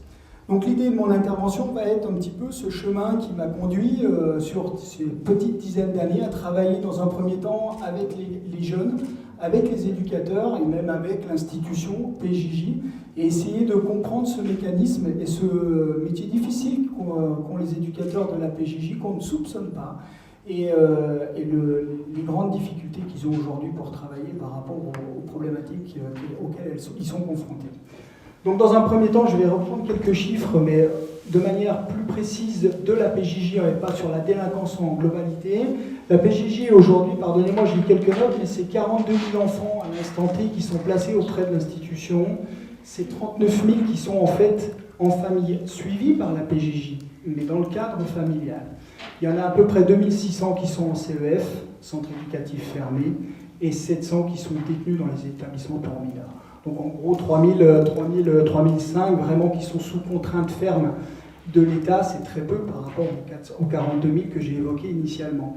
Donc quand on voit régulièrement des reportages une fois par an, on y a droit avec M6 ou autre, sans faire de schématisation, on voit un reportage où les éducateurs sont mis en difficulté, ou ne savent pas comment traiter des enfants dans les structures. Je pense que c'est un microcosme, mais je pense qu'il faut voir la PJJ sur une problématique beaucoup plus importante et plus globale, qui est d'intervenir non pas qu'en milieu fermé, mais en milieu ouvert et auprès des familles. Très régulièrement, j'échange avec ceux que j'appelle mes collègues de la PJJ, mais en toute humilité, parce que je ne suis pas confronté directement à ce qu'ils vivent. On me dit que leur métier a changé. Avant, ils étaient chargés de rééduquer, entre guillemets, pédagogiquement des enfants. Aujourd'hui, ils doivent rééduquer même des familles complètes. Ça rejoint un petit peu l'analyse de Gilles tout à l'heure avec la diversité du cocon familial, si on peut appeler ça comme ça. Et quand les éducateurs doivent intervenir, ils sont confrontés à pas une histoire de famille, mais à plusieurs histoires de famille qui n'en font qu'une. Et là-dedans, quand ils s'ingèrent dans ce dispositif familial, ils doivent travailler auprès du jeune. Donc on est dans un...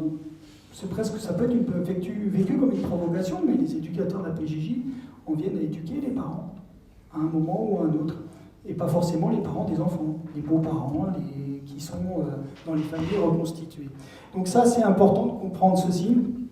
Et c'est vrai que moi, je ne l'avais pas du tout mesuré. Quand je suis arrivé avec, pas ma casquette, mais mon képi de gendarme et mes gants de boxe, pour moi, les choses, elles sont noires ou blanches, sans jeu de lumière ou de couleur et d'ethnie, c'était simple, c'est carré ou c'est pas carré, et si c'est pas carré, on met une droite et tout va bien. Mais non, ça marche pas forcément comme ça. Enfin, dans mon monde, oui, mais pas dans le monde dans lequel je devais intervenir, si ce n'est que ça fait du bien. Ça fait du bien de voir un petit peu cette réalité, et dans les deux sens. C'est intéressant de voir les éducateurs de la PJJ confrontés à quelqu'un qui est comme moi, qui est brut de pomme, mais qui est vraiment convaincu des aspects éducatifs, parce que j'ai déjà fait, je pense, preuve de cet intérêt-là. Et d'un autre côté, pour moi, c'était bien aussi de faire, pas mon coming out, mais ma sortie de gendarme, et de dire, tiens, le monde, il n'est pas aussi carré qu'on le voudrait bien, et j'ai pas toujours une limite droite, une limite gauche, il va falloir s'insérer dans un dispositif éducatif et voir comment ça fonctionne. Alors j'ai découvert les syndicats, pas dans la gendarmerie, mais dans la PJJ, quand vous arrivez, et que vous expliquez, c'est là où j'interviens, vous arrivez, vous expliquez que vous allez essayer d'apporter quelque chose en faisant découvrir des activités de boxe. Donc là, on vous fait 2 remarques immédiates. Vous n'avez pas fini votre intervention, vous avez déjà une levée de bouclier, je les connaissais, c'est moi qui les levais avant quand j'étais en maintien de l'ordre. Mais là, en fait, je les avais en face de moi. Et on me dit très concrètement, oui, mais vous allez apprendre aux enfants à se battre, donc ils vont nous taper dessus, ou inversement, nous ne sommes pas là pour former des gardiens de prison, mais des éducateurs de la PJJ, donc en aucun cas, la boxe n'est un outil ou un média pour faire le travail qui est le nôtre. Donc j'ai trouvé ces petites remarques particulièrement intéressantes, puisque j'ai quand même gardé le côté militaire qui était le mien, et j'ai dit, on va faire quand même, puisque j'ai une commande, et puis on verra à la fin, et on ira au résultat, comme on dit, et on va s'adapter. Donc la première des choses que j'ai fait avant d'être trop brut de pomme, c'était quand même de me renseigner un petit peu, non pas sur les chiffres, mais sur les ressentis. Parce que c'est une profession qui a beaucoup de turnover et on en parle très peu.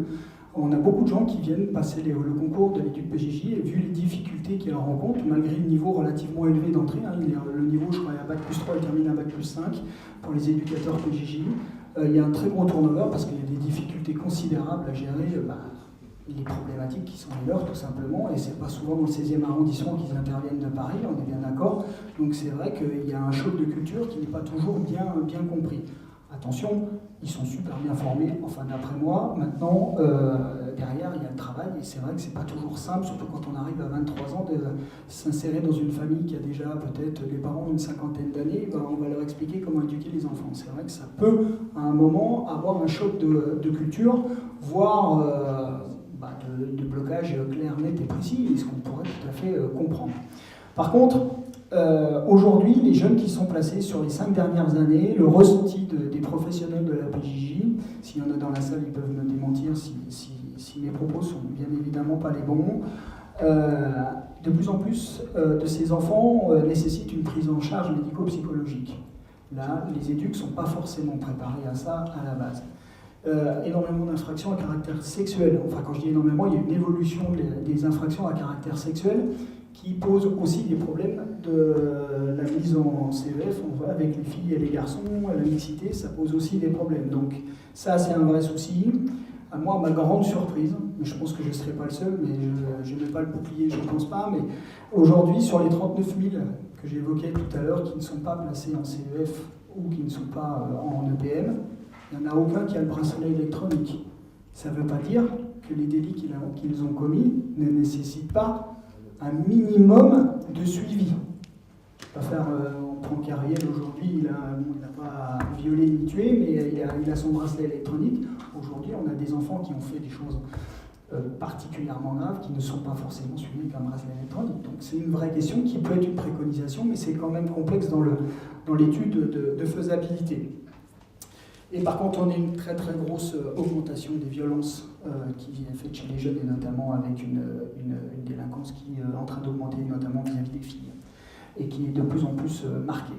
Donc ces faits-là font que l'institution PJJ doit réfléchir autrement, doit s'adapter, puisque les contraintes n'ont pas évolué, sauf erreur de ma part, depuis de très très longues années au niveau des lois sur la délinquance, même si on tend à le faire évoluer. Donc quand je suis intervenu la première fois, avec ces chiffres en tête et dire comment je vais intervenir, tout le monde m'attendait pour faire intervenir des enfants d'un CEF. Je n'y suis pas allé. C'est mon côté un petit peu anti-militaire qui venait d'arriver. Et en fait, je suis allé directement à l'école de la PJJ, à l'école nationale. Bon, j'avais la chance de bien connaître les personnes en place, puis j'ai dit non, ça ne sert à rien que je m'occupe des enfants. Le problème pour l'instant, pour faire accepter la boxe, c'est qu'il n'est pas là, il est chez vous. Donc c'est vous qui allez commencer par boxer. Donc j'ai commencé à former les éducateurs de la PJJ, les stagiaires. Hein. Donc ça a commencé avec, allez hop, j'ai les affaires de boxe, c'est parti, on y va.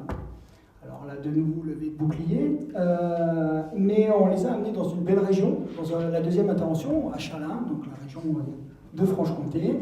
Et donc, au Krebs à l'époque, enfin un peu après, j'ai dit, bon, écoutez, c'est parti, on va vous former comme des moniteurs. Alors, ils ne comprenaient pas, parce qu'ils sont éducateurs de la PJJ, le face-à-face pédagogique, ils le maîtrisent. L'intervention avec l'enfant, ils le maîtrisent. Mais pas d'après moi et pas d'après les standards du milieu du sport. Tout du moins les standards actuels, je m'explique. Aujourd'hui, les éducateurs PJJ, pour créer un lien, et ça se discute, attention, hein, je ne porte pas de jugement, sauf sur le pédagogue. La pédagogie est sur la sécurité. Ils font le faire avec. C'est-à-dire qu'on va prendre les enfants, on va les emmener faire du vélo. Alors, ils vont faire de la boxe. Ils vont faire de la boxe avec les gamins. Alors, généralement, ça finit en option 1. L'éducateur, en fait, a choisi cette option parce qu'il a un compte à régler et il en profite de le passer sous le coup du sport pour mettre la droite. Sauf que ça peut être le cas inverse. Le gamin qui dit rien et dont on ne connaît pas le parcours pugilistique va strictement rien dire et au moment où l'éducateur arrive, il lui en met une et ça dort. Donc, en général, le faire avec pose un vrai problème d'éducation. Il est possible, en pédagogie, à la condition qu'il y ait un deuxième éducateur qui, lui, fasse le cours, et l'éducateur qui se retrouve avec les gamins n'est pas en position d'être un éducateur, mais il est sportif comme les autres. Donc l'idée a été pendant 35 heures, une semaine de travail, à leur expliquer qu'il faut agir en face à face, mais en ayant les conditions de sécurité, et surtout d'apprendre à respecter les règles. Parce que les gamins en question, comme Gilles l'a expliqué avant, ils ont surtout un problème de règles et dans la société. La boxe, c'est une micro-société. Hein. Vous avez un ring, c'est les limites du jeu. Hein. Si vous voulez passer par-dessus, vous n'avez pas le droit, on vous rattrape, on vous remet tant qu'on n'a pas dit que c'est fini. Hein. Ou alors on se couche et on dit stop, j'abandonne. Mais quelque part, si on veut théâtraliser l'espace de boxe, c'est un très très bon moyen de voir la vie en société. Vous allez voir celui qui va faire demi-tour et qui va se sauver, vous allez avoir le hargneux qui ne cherche qu'à vous mettre KO, et vous avez l'arbitre au milieu qui a un rôle important, c'est de faire respecter le règlement. Vous avez le droit de vous taper dessus, mais il y a des règles. Donc c'est très intéressant comme outil et comme média, surtout quand vous mettez les jeunes en train de s'arbitrer. Parce que quand vous voyez comment ça fonctionne, quand je dis les jeunes, là, je reprécise, là pour le coup c'était les jeunes éducateurs, parce qu'ils ont entre 22 et 24 ans. Ils ne sont pas tous d'accord avec la règle. Hein. Ils veulent aller au front, entre guillemets, mais pas trop longtemps, et si on peut s'arrêter, on s'arrête très vite. Donc l'idée a été, pendant de très nombreux mois, de faire comprendre que c'était un média éducatif. La pénitentiaire, enfin la justice en général, ont fait une étude auprès des détenus, mais également des jeunes de la PJJ, pour savoir quelles étaient les activités physiques et sportives qu'ils aimaient pratiquer dans le cadre de leur détention. Il y a la musculation, d'accord, pour les raisons qu'on peut connaître, et bien évidemment il y a la boxe. Pour ma part, ce sont pour les deux sports pour de mauvaises raisons. La première, la musculation, être fort, c'est les concepts qu'on connaît, plus j'ai des pecs, plus ça va aller bien, moins on viendra m'embêter, on est sur la représentation physique.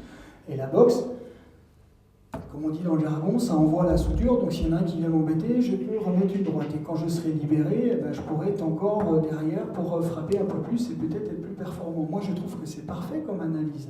C'est le job d'un éducateur de travailler sur les représentations, sinon on s'ennuierait. Donc l'idée, c'est vraiment de leur faire pratiquer ça, mais avec nos règles. Donc on va changer les représentations, on va leur dire, écoutez, on va faire de la musculation, on va faire de la boxe, mais vous allez voir que vous n'allez pas apprendre à taper, puis en fonction, vous allez vite comprendre que ça fait aussi mal quand on les prend. Donc c'est plutôt intéressant comme manière de faire. Donc quand on s'est retrouvé avec les éducateurs de la PJJ, après le brouhaha de quelques semaines et des syndicats et des courriers, on est arrivé sur un rythme de croisière au bout de 6 mois, où on a vraiment pu travailler, et on a commencé à élaborer de vrais scénarios pédagogiques. Donc quand j'ai vu que ça commençait à ronronner, c'est pas tellement mon jeu, j'aime pas ça. Donc un jour ils avaient une évaluation en pédagogie, puisqu'on avait réussi à terme à leur faire valider un diplôme fédéral, et ils avaient un public à avoir.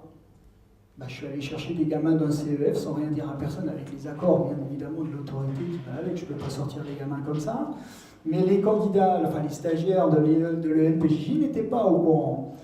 Et j'ai amené les gamins du centre éducatif fermé dans l'école nationale de la PJJ pour servir de public support aux éducateurs qui allaient les avoir en formation, enfin en face à face dans les mois qui suivaient.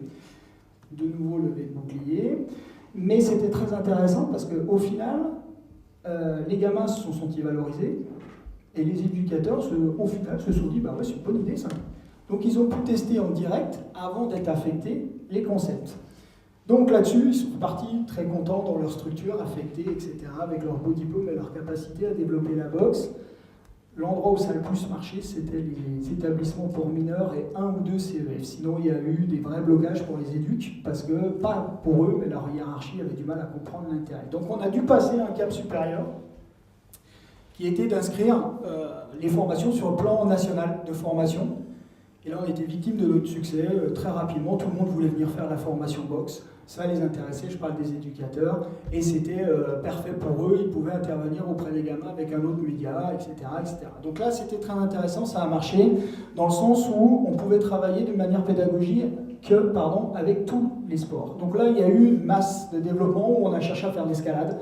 Il y a eu, alors, leur apprendre à sauter par-dessus les enceintes, pourquoi pas, mais il y avait de l'escalade, il y avait de la natation, il y avait énormément de sports qui ont été mis en place et chacun a apporté ses valeurs qui sont souvent les mêmes mais qui sont amenées d'une manière différente. Et notamment les sports qui ont bien marché à part la boxe étaient bien évidemment le rugby, où on pouvait là aussi charbonner, régler quelques comptes, mais de manière, on va dire, régularisée. Et ça a permis aussi de bien travailler. C'était plus complexe à mettre en place dans des centres éducatifs fermés où il n'y avait pas la place pour le faire. Et donc au niveau de la PJJ et au niveau de l'école, c'était très intéressant de voir la capacité quand même de l'administration à accepter cette différence. De dire, bah, tiens, on va remettre en cause nos concepts, on va essayer de réfléchir autrement et on va y aller et on va travailler là-dessus. Donc ces gamins, après il a fallu s'en occuper, mais moi comme je ne les connaissais pas, à part avec mon casque, quand je devais être allé en chercher peut-être 1 ou 2, de mémoire je n'avais pas de relation directe avec eux, donc c'était intéressant pour moi de me rendre compte de la réalité des faits. Et donc je suis allé plusieurs fois travailler dans un CEF, alors il y a plusieurs CEF où je suis intervenu, mais notamment celui qui m'a le plus marqué, c'est le CEF de Beauvais. Réputé pour être soi-disant un des plus durs, mais je pense qu'ils sont tous durs. J'aurais plein d'anecdotes, hein. Vous parliez de vol de voiture, le premier jour où je vais là-bas, il en manquait sur 6, il en manquait 3, ils avaient piqué une bagnole et ils avaient rentré dans toutes les voitures de police parce que c'était un jeu de la soirée, donc voilà. Au bout d'un moment, on n'y fait plus attention, malheureusement, et on va dans l'arène, on pourrait presque appeler ça comme ça, parce que tout est fermé. Alors moi qui suis un gendarme, qui suis content de ma liberté, quand on voit les clés qui se ferment, même avec des gamins, bah, ça fait quand même bizarre. Ça fait bizarre. Et quand vous discutez avec les tchos, je dis les tchos pour le moment, hein, bah, ils sont agréables, hein, tout va bien. Hein. Mais en fait, il ne faut pas lire leur dossier. Sinon, vous perdez toute objectivité. Et là, vous avez envie de les taper. Non, mais sérieux. Celui qui me dit le contraire, qui n'est pas du métier, il n'est pas franc. Tant que vous ne lisez pas les dossiers, mais tout va bien. Vous vous demandez ce qu'ils font là. Vous vous demandez ce qu'ils font là, réellement. Et donc, vous travaillez avec eux. Moi, je me rappelle, on a mis la ligne gonflable, on a commencé à mettre le matériel de boxe, et moi, il y en avait un qui ne voulait pas boxer, parce que je pense qu'il avait peur de prendre un coup ou quoi que ce soit. Il venait d'arriver, donc le travail d'intégration n'était pas fait encore dans le centre. Je lui dis, c'est l'occasion, c'est le bon moment. Donc j'avais mon survêt équipe de France, c'était pour vraiment montrer que j'étais, surtout au sein, s'il y en avait un qui était plus fort que moi, il avait quand même peur de taper sur l'entraîneur de l'équipe de France, je pouvais tout garder en état. Donc je lui dis, mais tu vas quand même pas refuser de boxer alors que tu es l'entraîneur de l'équipe de France qui est là pour t'entraîner. Au passage, j'étais pas entraîneur de l'équipe de France, mais bon, il faut savoir jouer aussi sur les terrains. Et donc le gamin dit, non, si, tu vas le faire. Puis au bout d'une demi-heure, il l'a fait, il a passé une super journée, il a boxé. Par contre, on a pu les faire boxer avec des filles, ce qui était rare. Coup de genou, entre guillemets, ce qui nécessite, quand je dis coup de genou, c'est pas le fait de mettre un coup, c'est que ça nécessite une proximité qu'on n'a pas forcément avec d'autres coups. Donc il y a un rapport au corps qui s'instaurait. Les éducateurs derrière disaient, mais c'est pas possible, ça marche plutôt bien. Bah, oui, mais je pense que c'est surtout lié à l'approche ou bien de l'extérieur, donc tout va bien, ils sont contents, c'est quelqu'un de nouveau. Si c'était un autre éducateur qui l'avait fait, peut-être que ça serait pas aussi bien passé. Et au final, on a mis en route un protocole et ça s'est mis en place. et ça a boxé, et ça a été régulier. Alors la dernière fois, j'avais présenté, ils étaient dans ces locaux même, une action avec un aveugle qui boxait, qui est de Franche-Comté, et du coup, j'ai poussé le vice, j'ai emmené l'aveugle dans un CEF pour voir comment ça se passe. L'aveugle, c'est facile, hein, c'est la cible typique pour un gamin, entre guillemets, dit voyou, qui veut aller faire quelque chose. Sauf que l'aveugle, il fait 120 kg, encore peut-être un peu plus maintenant. Il ne vous voit pas, mais s'il vous touche, vous dormez. Honnêtement, c'est une brute épaisse, adorable, mais voilà. Donc, je lui dis, c'est toi, en tant qu'aveugle, qui va donner les cours aux gamins. Et là, j'ai été un petit peu épaté, parce que les gamins ont pris soin de Valentin, qui est aveugle, c'est-à-dire qu'il fallait se déplacer dans les toilettes, lui, il ne connaissait pas le lieu, en plus, il y a des clés, il y a des portes, etc. Et il y a vraiment eu un engouement autour de lui, de dire c'est génial ce qu'il fait, et moi j'étais même un peu inquiet parce que je dis il l'emmène aux toilettes, j'espère qu'ils vont pas me le massacrer là-bas. Comme quoi on tombe aussi dans la parano, nous, parce que j'étais responsable plus de Valentin qui a 40 ans et 120 kilos que des gamins de 15 dans ma responsabilité pour le coup. Donc il y a un moment où vous vous posez des questions avec ces là, et je dis, bon, alors on fait confiance et c'est très bien, et ça s'instaure et on travaille. Et vous voyez l'aveugle qui dirige son groupe, et les gamins, je vous dis, là, ils sont complètement subjugués. Alors ce qui est intéressant là-dedans, c'est qu'on les a filmés, ces gamins, et on leur a posé des questions, et une des réponses sur la question, mais pourquoi tu es là, etc. Donc le gamin dit ouvertement, j'ai violé plusieurs petites filles de 8 à 12 ans. C'est là quand je vous dis qu'il y a un moment où vous n'avez plus envie d'être éducateur, et je tire mon chapeau à ceux qui font ce métier-là. Au final, on lui aurait donné pour Dieu sans confession. Il était adorable, il était respectueux dans le cadre de l'intervention. Et c'est là où vous vous dites, mais il y a un problème, comment on fait? Ce gamin, il est vraiment adorable. Mais d'un autre côté, c'est vraiment un monstre. Et je pèse mes mots. Et par rapport à l'eau pédigré, je ne vais pas l'étendre là, il n'y avait plus rien. Et le gamin dit, Valentin, il est aveugle. C'est beau ce qu'il fait. Je crois que c'est ces termes-là, c'est beau ce qu'il fait, il se plaint jamais. Moi je ne devrais même pas avoir à me plaindre parce que je ne mérite même pas qu'on s'occupe de moi par rapport à ce que j'ai fait. Le gamin a 15 ans. Donc vous vous dites, vous prenez une claque parce que vous avez des gamins, et puis vous faites le parallèle bien évidemment, et vous dites le gamin sur 1 heure, sur 2 heures, sur 3 heures, il vient de prendre conscience de certaines choses, mais j'étais frustré moi en tant qu'éducateur. Parce que derrière, comment je fais pour continuer? Je suis le grand victorieux de la journée, j'ai amené quelque chose de nouveau, on a travaillé, ils ont vu des trucs géniaux, les études de la PJJ, ça leur a donné une bouffée d'air parce que ça leur permet de travailler sur d'autres scénarios derrière, mais sur combien de temps? Il faut recommencer, et est-ce qu'à chaque fois on est en capacité de faire ce type d'intervention? Moi, par rapport à ces gamins, en milieu fermé, je précise, c'est vraiment pour moi là où je me suis centré le plus. J'en suis arrivé à avoir un double discours et que je n'ai toujours pas tranché. Est-ce qu'on peut vraiment faire de l'éducation en milieu fermé? Première question. Est-ce qu'on a les contraintes qui s'y approchent? Et d'un autre côté, si on ne peut pas, est-ce qu'on peut les laisser sortir vu ce qu'ils ont fait sur la durée de temps? Donc il y a une vraie question. Et je pense que les collègues de la PJJ qui travaillent tous les jours doivent se lever tous les matins et se poser cette question-là. Et heureusement qu'ils y croient, parce que je pense qu'il y en aurait beaucoup dans la couche de la société qui n'y croiraient pas. Je pense qu'à chaque fois qu'on regarde un reportage qui est en lien avec ça, on se pose des questions si ça nous arrivait, si c'était nos gamins, si on devait faire ce métier-là. On a peut-être tous des solutions de comptoir à un moment ou à un autre, mais une solution pérenne sur l'ensemble du public, comme vous l'avez évoqué, c'est pas forcément évident. Et je pense qu'aujourd'hui, la délinquance des mineurs et la prise en charge de ces mineurs, c'est pas une question vaine, et je pense qu'une société évolue avec l'éducation de ses enfants, et je pense que si on a une évolution de la délinquance des mineurs, il va falloir vraiment qu'on se penche sur le problème, parce que je ne sais pas du tout, pour moi d'un œil extérieur, je dis bien que même si j'interviens comme formateur là-bas, je ne le vis pas tous les jours, ça doit être particulièrement complexe à vivre. Alors ils trouvent des solutions au niveau de la PJJ, et heureusement, maintenant, je pense qu'aujourd'hui, ils sont confrontés en plus pour le coup à des nouvelles contraintes qui sont les risques liés pour moi, ce que j'appelle les explosions du domicile, enfin du cocon familial ou autre, on n'en parle même plus. Je pense que c'est avéré, ça a été étudié. Là aujourd'hui, je pense que la nouvelle crise qui touche les mineurs, c'est l'Internet. c'est les jeux électroniques. Et tout à l'heure, Gilles a rappelé que les Roms, si ma mémoire est bonne, le père éduquait son enfant à cette culture du délit, entre guillemets. Je pense qu'aujourd'hui, nous tous, on autorise aussi cette, j'appelle ça l'éducabilité à la violence ou à la délinquance, quand on achète certains jeux à nos enfants, petits-enfants et autres. Prenez le jeu là, en ce moment qui crée débat en fonction de l'option que vous choisissez, je crois que c'est GTA, où on vous autorise à aller fracasser, il n'y a pas d'autre terme, des voitures de policiers, à violer, etc. Et on vous explique. Alors moi je suis pour des jeux comme ça, à la limite je vais aller dans la provocation, mais à la condition qu'on passe à l'étape au-dessus, qu'est-ce que vous risquez, qu'est-ce que les parents risquent, c'est-à-dire jusqu'où le gamin quand il fait l'acte et qu'il est content d'avoir fait son acte parce qu'il a le droit, parce que c'est l'internet ou c'est l'ordinateur, qu'est-ce qu'il y a derrière? Normalement il y a la contrainte pénale, il y a la justice, il y a l'honneur qu'on oublie de la famille bafouée, mais qui existe réellement, que ce soit en cité, que ce soit en milieu rural, etc. Dès qu'on est touché par ça, on ne peut pas ne pas le prendre en compte.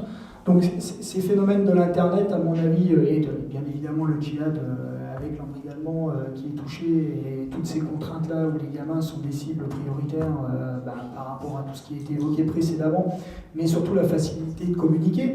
On veut tous que nos enfants aient des iPads, des téléphones, accès à Internet, mais sauf qu'ils ont 15 ans d'avance sur nous dès qu'on leur met le téléphone. Moi, j'ai acheté le premier téléphone à mon fils qui a 11 ans, il est en train de m'expliquer comment on l'utilise, et croyez-moi, pourtant, j'essaie d'être à la page. Hein. Mais là, il n'a pas la même version que moi. Moi, je suis en bac et lui, il en a un autre. Il l'utilise 2 fois mieux que moi, ça fait 15 jours qu'il l'a. Donc, je me dis que là-dessus, on n'est quand même pas à la page, et qu'on a un vrai souci par rapport à ça, et que c'est l'évolution de la société. Mais la délinquance, elle va évoluer avec cette évolution-là. Et est-ce que nous, les différentes générations qui précédentes, on est en capacité de même pas je dirais la juguler, mais je dirais la réguler un minimum? Je ne suis pas sûr. Et c'est à ça que les professionnels de la PJJ sont confrontés tous les jours. Et encore une fois, je ne vais pas leur tirer mon chapeau, je le fais à chaque fois que je les vois, mais c'est vrai que moi j'ai beaucoup apprécié, beaucoup. Et pour ceux qui ont la possibilité de le faire, que ce soit par leur fonction, leur mandat ou par leur... Si vous avez l'occasion d'aller passer une journée auprès de ces gens-là par rapport à leur activité, ça change le regard automatique de l'action auprès des jeunes. Je vous le dis, hein, moi je le dis clairement, je suis filmé, je parle. Il y a des moments, j'ai envie de leur mettre des baffes. Parce que je crois qu'ils en ont manqué. Non mais sérieux. Et c'est clair. J'ai un jour, les éducateurs, c'est une anecdote, me disent ouais, mais nous on ne veut pas faire de boxe, on veut faire de la self-défense parce que si on est agressé, on saura se défendre. Donc après un long hiatus pour expliquer que de toute façon, la self-défense, si on n'a pas mis une droite avant, ça ne marche pas bien, donc ça ne sera pas dans la culture. On fait le cours de self-défense pour créer du lien et pour que ça se passe bien.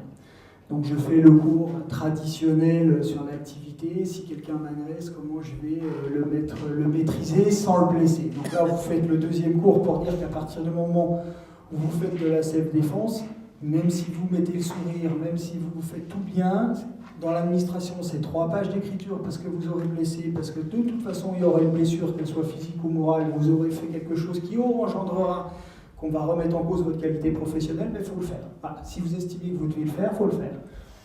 Donc, une fois toutes ces précautions prises, je démontre une technique et une des personnes me dit « oui, mais ça ne marche pas parce qu'il est trop frêle ou elle est trop frêle, etc. » Donc, on m'amène à Golgoth.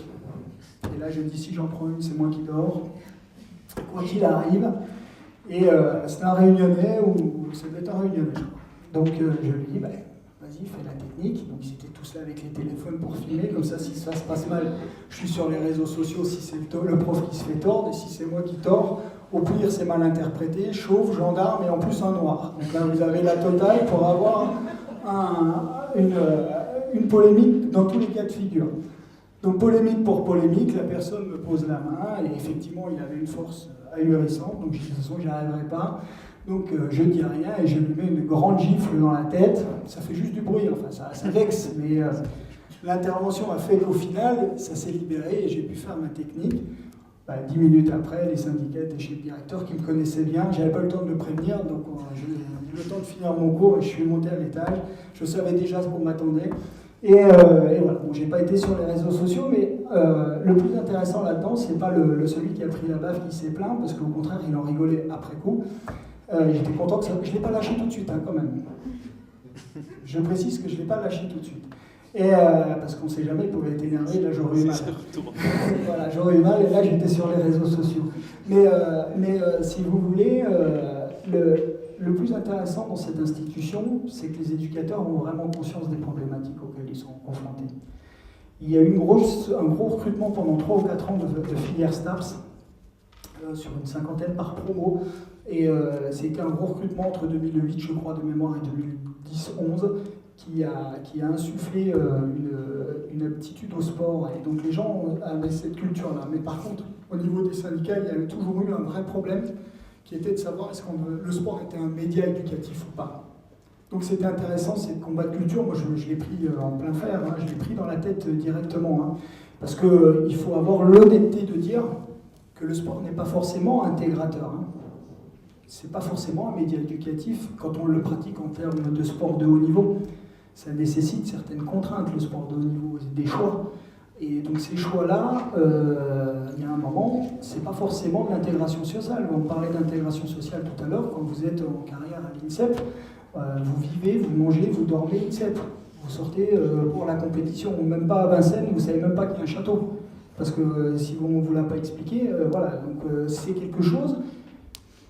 Je peux entendre le discours du sport qui n'est pas forcément un média éducatif et où il y a toutes les belles valeurs qu'on annonce. Néanmoins, quand c'est bien enseigné, quand on ne se trompe pas sur les objectifs, on peut faire beaucoup de choses avec le sport, mais on ne peut pas tout faire avec le sport. Et là, pour les problématiques que j'ai évoquées précédemment, à savoir s'il y a des prises en charge qui sont en train d'augmenter sur les problématiques j'ai perdu mon terme, psychologiques, pardon. Si vous voulez, là, ça va poser des problèmes parce que le sport ne peut pas répondre à ça, on n'est pas formé pour ça. Les éducateurs sportifs ne sont pas formés pour ça. Déjà qu'on a transformé leur profession d'entraîneur pour le sport de haut niveau en éducateur sur les champs les plus larges. Ils ne peuvent pas répondre à tous les maux non plus de la société. Ils peuvent jouer quand il y a un événement national pour la réconciliation, quand il y a les Jeux, une Coupe du Monde, quand on ne perd pas, et des choses comme ça. Mais par contre, le sport ne peut pas répondre à tout. C'est un élément parmi tant d'autres. Et pour les jeunes, c'est la même chose, et la PJJ en est l'illustration. Donc voilà un petit peu la sensibilité que j'ai sur ce parcours au sein de la PJJ, et ce que je voulais vous faire passer comme message. J'ai pas la prétention d'être un expert de la PJJ, mais quand même, pour moi qui était ancien gendarme, qui était directeur technique d'une fédé, donc professeur de sport, c'est le terme de la jeunesse et sport en tant que fonctionnaire, c'est la seule institution où je suis allé où ils arrivaient à me faire mal à la tête plus qu'en prenant des coups de boxe. C'est-à-dire qu'ils réfléchissent sur tout. Je ne dis pas que c'est un mal, hein. Mais alors pour moi, qui suis un sportif, on n'est pas habitué, puis en plus ancien gendarme, vous imaginez il y a des clichés. Donc c'était compliqué de réfléchir aussi vite et autant qu'eux, mais ça m'a fait beaucoup de bien, parce que quelque part, je pense qu'ils m'ont aidé dans mon processus pédagogique et dans tout ce que j'ai enseigné à mes profs de boxe pendant les 5 ans qu'on suivi. Et je ne le dis pas assez, donc j'en profite, parce que c'est vrai qu'à chaque fois, ça permet de remettre en cause. Et les échanges interprofessionnels, comme on fait là d'ailleurs, hein, sont toujours enrichissants. Et je pense que c'est des choses à faire, notamment si on veut résoudre les problèmes qui sont ceux de cette délinquance juvénile. Merci à vous.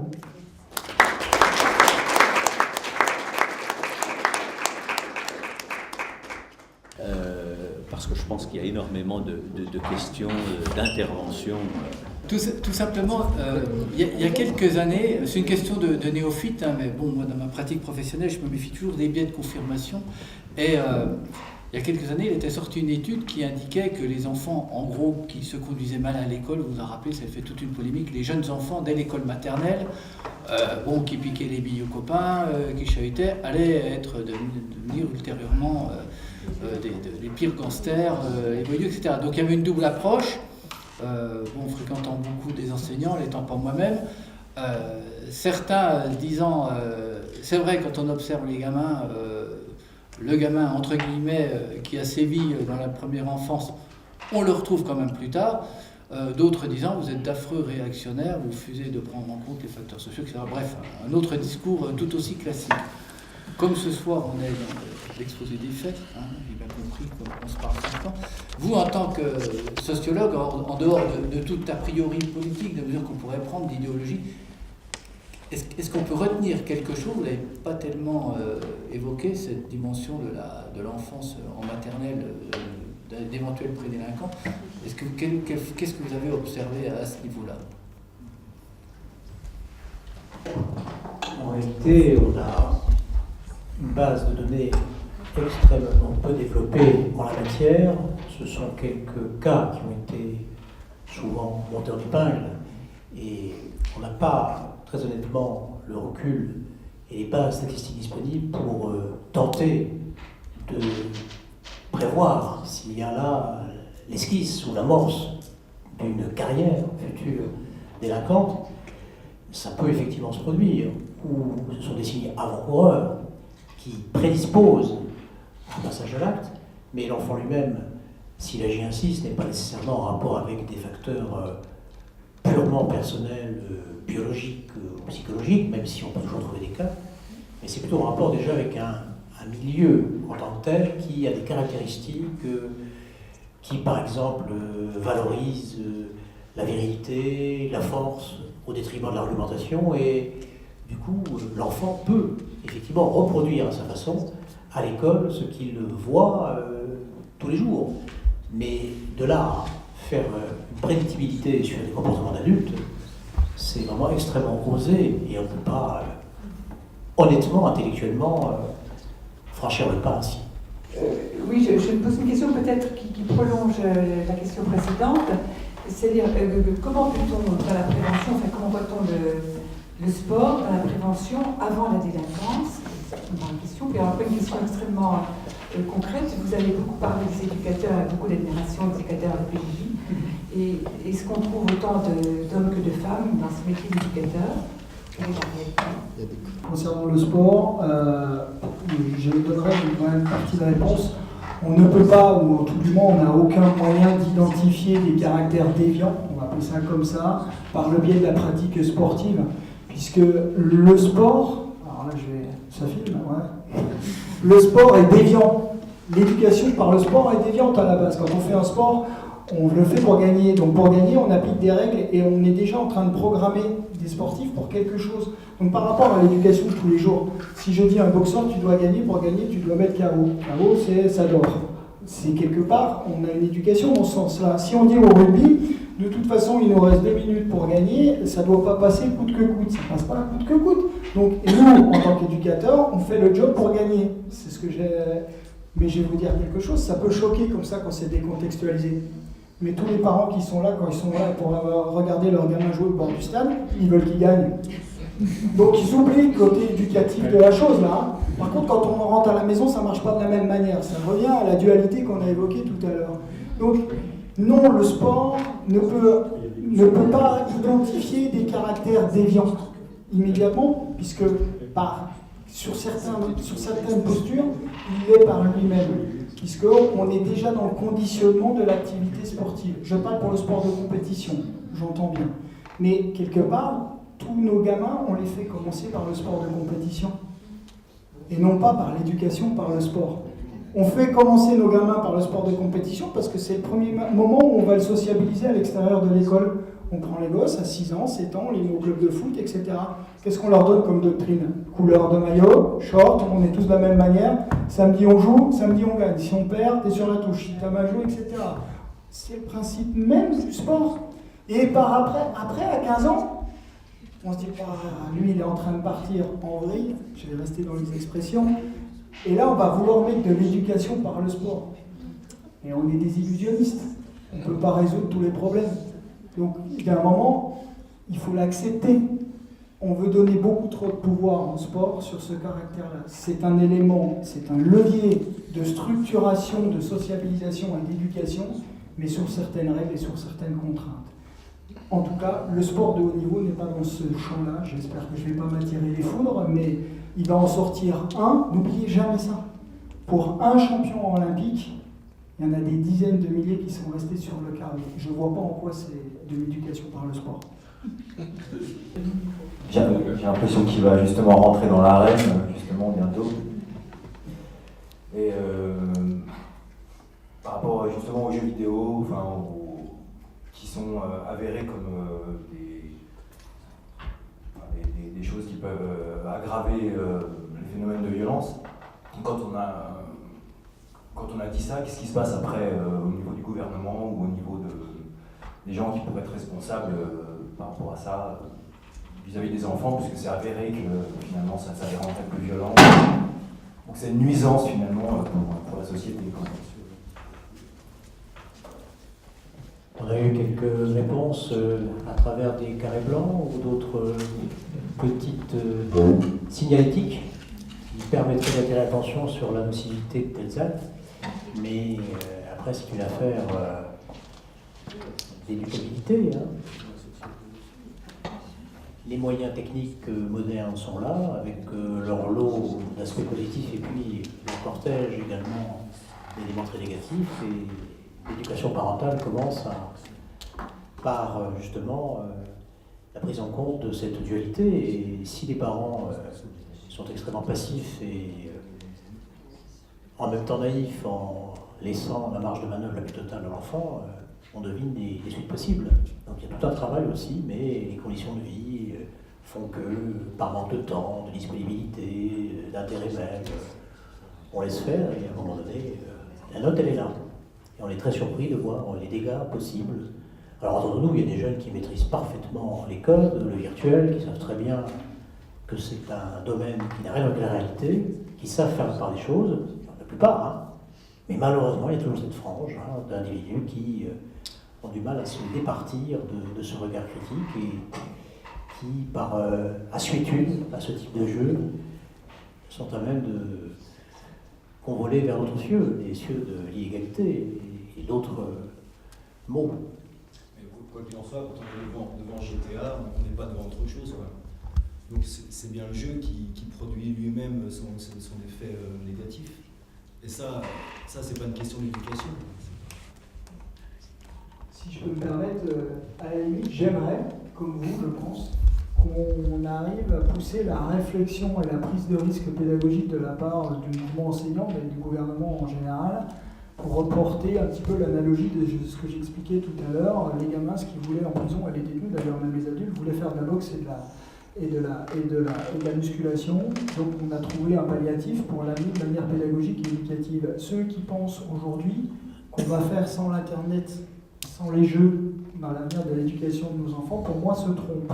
Donc comme je le disais tout à l'heure, ou je le sous-entendais, utiliser GTA, mais en mettant les contraintes qui vont derrière, avec le cadre législatif, réglementaire qui va derrière. Oui, tu as cartonné une voiture de police, voilà, la sanction elle est là, la honte sur ta famille, entre guillemets, parce qu'il ne faut pas croire ça marque à cet âge-là, encore, l'impact sur les parents, et les contraintes dans le côté virtuel. Mais utiliser le virtuel jusqu'au bout, et non pas que ce qui fait que plaisir, entre guillemets, aux gamins. Donc je pense que c'est là où on peut avoir des contraintes. Moi, je serais prêt à tenter l'expérience de faire un GTA en cours d'éducation civique. Mais on met le GTA, ils cartonnent tout ce qu'ils ont le droit de faire dans le jeu. Là, tout le monde s'écroule parce que là, d'un point de vue pédagogique, je pense que le jour où on le fait, on a toutes les caméras de Télé de France et de Navarre qui viennent. Mais par contre, aller jusqu'au bout pour dire, voilà, là, il y a la sanction, il y a le gendarme qui intervient et qui explique, entre guillemets, il y a, ou le policier, s'il y a des policiers dans la salle que je ne me fâche pas avec un ancien collègue, le procureur de la République qui va au bout, etc., etc. Je pense qu'il faut aller sur la démarche globale. Et je pense que de toute façon, de vous à moi, on n'aura pas le choix. Parce que si on ne le fait pas, la vitesse à laquelle les gamins utilisent ces outils-là par rapport à notre lenteur à nous, on sera dépassé. Et ce n'est pas les machines qui vont mener le monde, c'est nos gamins avec leurs machines qui vont mener le monde. Donc je pense qu'il faut tenter ce pari pédagogique, mais je pense que le message ne va pas être facile à faire voter. Enfin, quand même, la question de l'éducation aux médias ou à l'Internet et tout ça, La question de l'éducation aux médias, à l'Internet, à l'usage des réseaux sociaux et tout, c'est quand même une préoccupation réelle de l'éducation nationale aujourd'hui.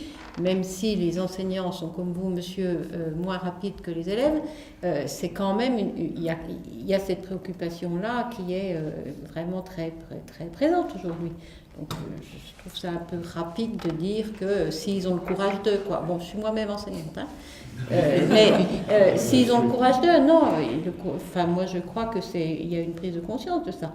Après, par rapport à qui peut être capable de dire les conséquences d'un certain nombre de choses, je trouve que ce qui est intéressant, il y a des moments intéressants, par exemple en collège, c'est quand il y a effectivement un travail fait par vos collègues ou ex-collègues gendarmes ou policiers aussi qui viennent expliquer la réalité des conséquences des conduites déviantes, etc. Et c'est aussi pas la même chose si c'est la police qui vient le dire que si c'est un prof. Donc voilà, je dirais la coéducation sur un certain nombre de sujets, elle est aussi intéressante, quoi. Par rapport à votre remarque sur l'éducation nationale, bien évidemment que l'éducation nationale a pris en compte ce volet. J'étais encore avec les différents cabinets ministériels entre le mois de janvier et le mois de février, suite aux événements du 11 janvier, sur les problématiques notamment du TIC. Les problématiques du TIC, je trouvais que ça... Voilà. Donc tout le monde était à fond sur la problématique. Curieusement, on a tous retrouvé des budgets dans tous les ministères alors que c'était... il n'y avait plus rien pour définir ça. Mais je confirme mon propos, le problème, c'est pas un problème de l'éducation nationale, c'est un problème d'éducation tout court. Et donc, à partir du moment où on n'a pas une ligne commune envers l'éthique, quel que soit, on n'y arrivera pas. Ce n'est pas l'apanage de l'éducation nationale, pas plus que de celui du ministère de la Jeunesse, où j'ai été reçu. Après, on s'est tous vus ensemble sur cette problématique-là, ou de la PJJ, ou même de la police, ou de la gendarmerie. Je pense qu'aujourd'hui, si on ne prend pas le problème dans sa globalité, avec une ligne de conduite interministérielle directe, franche, nous ne résoudrons pas les problèmes ni des gamins, ni de la délinquance et de la difficulté de savoir quelle position on va avoir en tant qu'enseignant, en tant que flic, en tant que gendarme, en tant qu'éducateur, en tant que parent vis-à-vis de ça. Donc je parle plus d'une culture commune pour définir la règle pédagogique de l'utilisation de ces médias et comment on va le faire. La prise en compte, c'est génial. Maintenant, je suis un homme de terrain et d'action. J'attends qu'on passe à cette phase-là. Et cette phase-là, aujourd'hui, pour ce domaine-là, elle est encore un petit peu lente à mon goût. Et par contre, les spécialistes de l'Internet, Google et compagnie, eux, ils n'attendent pas. Les moteurs de recherche, ils vont encore plus vite que les nôtres là-haut et on n'y arrivera pas à suivre. Donc c'est vrai qu'il y a une vraie prise en compte. Oui, madame, il y a une prise en compte. Quand c'est qu'on avance. Quand c'est qu'on met les moteurs de recherche en route. Mais il faut vraiment qu'on les mette en route. Et c'est vrai que c'est une prise en compte. Effectivement, on n'a plus le choix de toute façon. Aujourd'hui, on n'a plus le choix. Mais voilà. Et je pense que c'est un grand débat et ça va être un grand débat pour l'avenir.